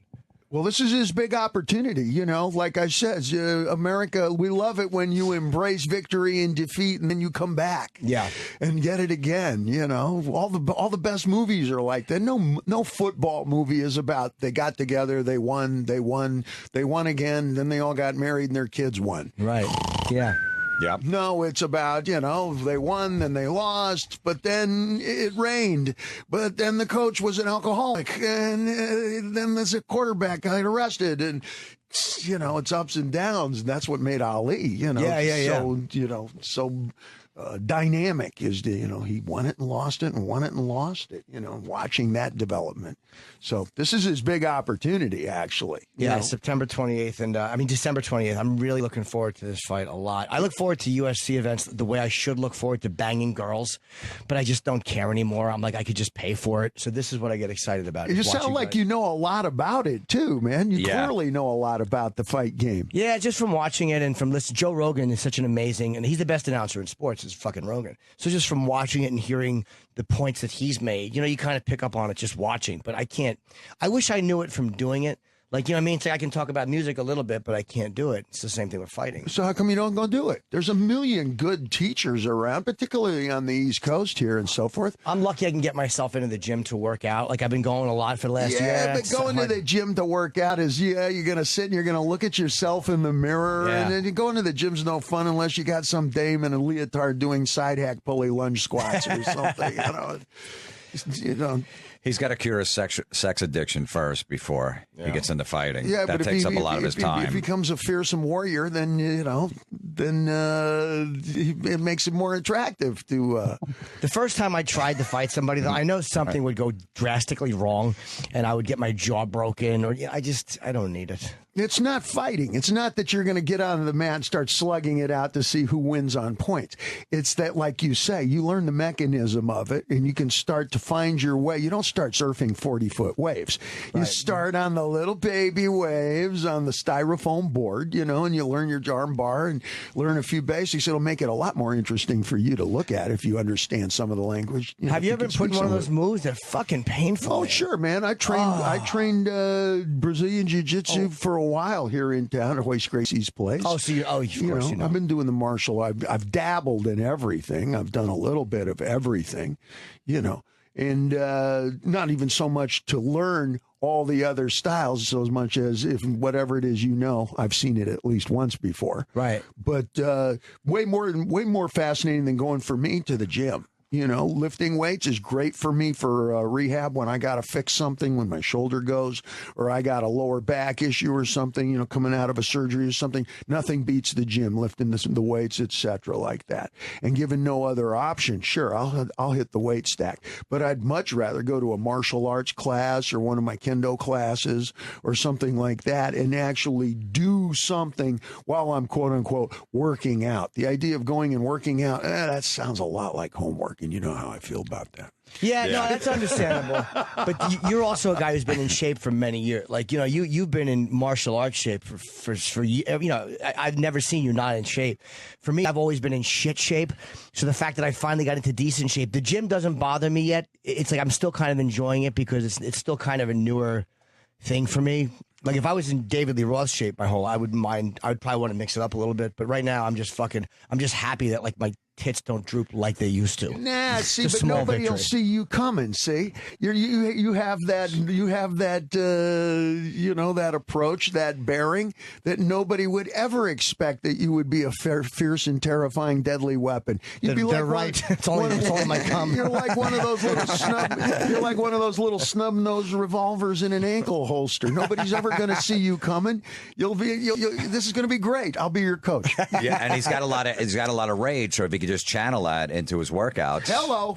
No, I'm a much happier guy lately. Life All is the best good. pirates smile and laugh while they deal the death blow. That's Hello? true. Hello? That's true.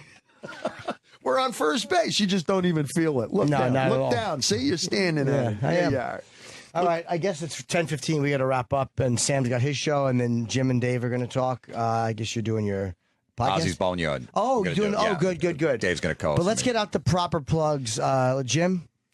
This weekend, Uncle Vinny's Comedy Club, Point Pleasant, New Jersey, tonight and tomorrow. And then September 15th, I'm doing voiceover work on Aqua Teen Hunger Force on Adult Swim. Oh, nice. Yeah. Good, man. And I taped, I'm going to be on Girls this season and also Californication. Oh, that's right. You getting some fucking acting work. Yeah. That's I got awesome. some decent acting work, yeah. Moving, grooving, doing it like a outstanding. Those are big shows to get on, too. Yeah, Those are I like know. actually good shows. I got some good parts, Yeah. especially Californication, yeah. I'm currently unemployed. I have no gainful employment on the horizon. Well, DavidLeeRoth.com if you want to check out all things David Lee Roth. That's what they wanted us to plug. And anything you need to know, whether it's your podcast or anything, and what you can get from that. And my plug tonight, American Degenerate, 10 p.m. on Epix or EpixHD.com. And I have a Reddit AMA at 1 p.m. So go to Reddit.com. And ask me anything, and Well, that gets to be your fake name at the hotels now, Degenerate. Yeah, DEE. And I'll spell just one letter, D. You think so? Well, I usually go with I be handsome.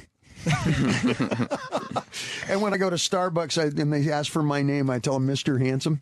Oh, that's And great. then I stand on the other end, as far away from the lady at the cashier, and make her yell it 3 Mr. times. Handsome. Oh yeah, it's a brief lift. It's small, but it's mine. Yeah, and you do it with no one around. Like, so it's just. No. I stand next to the prettiest girl and go, I think she's calling me. What do you think? See, I said Jennifer at Starbucks, and then I make them yell it out. Jennifer, I'm like, right here. And then make a big scene. They walk right up.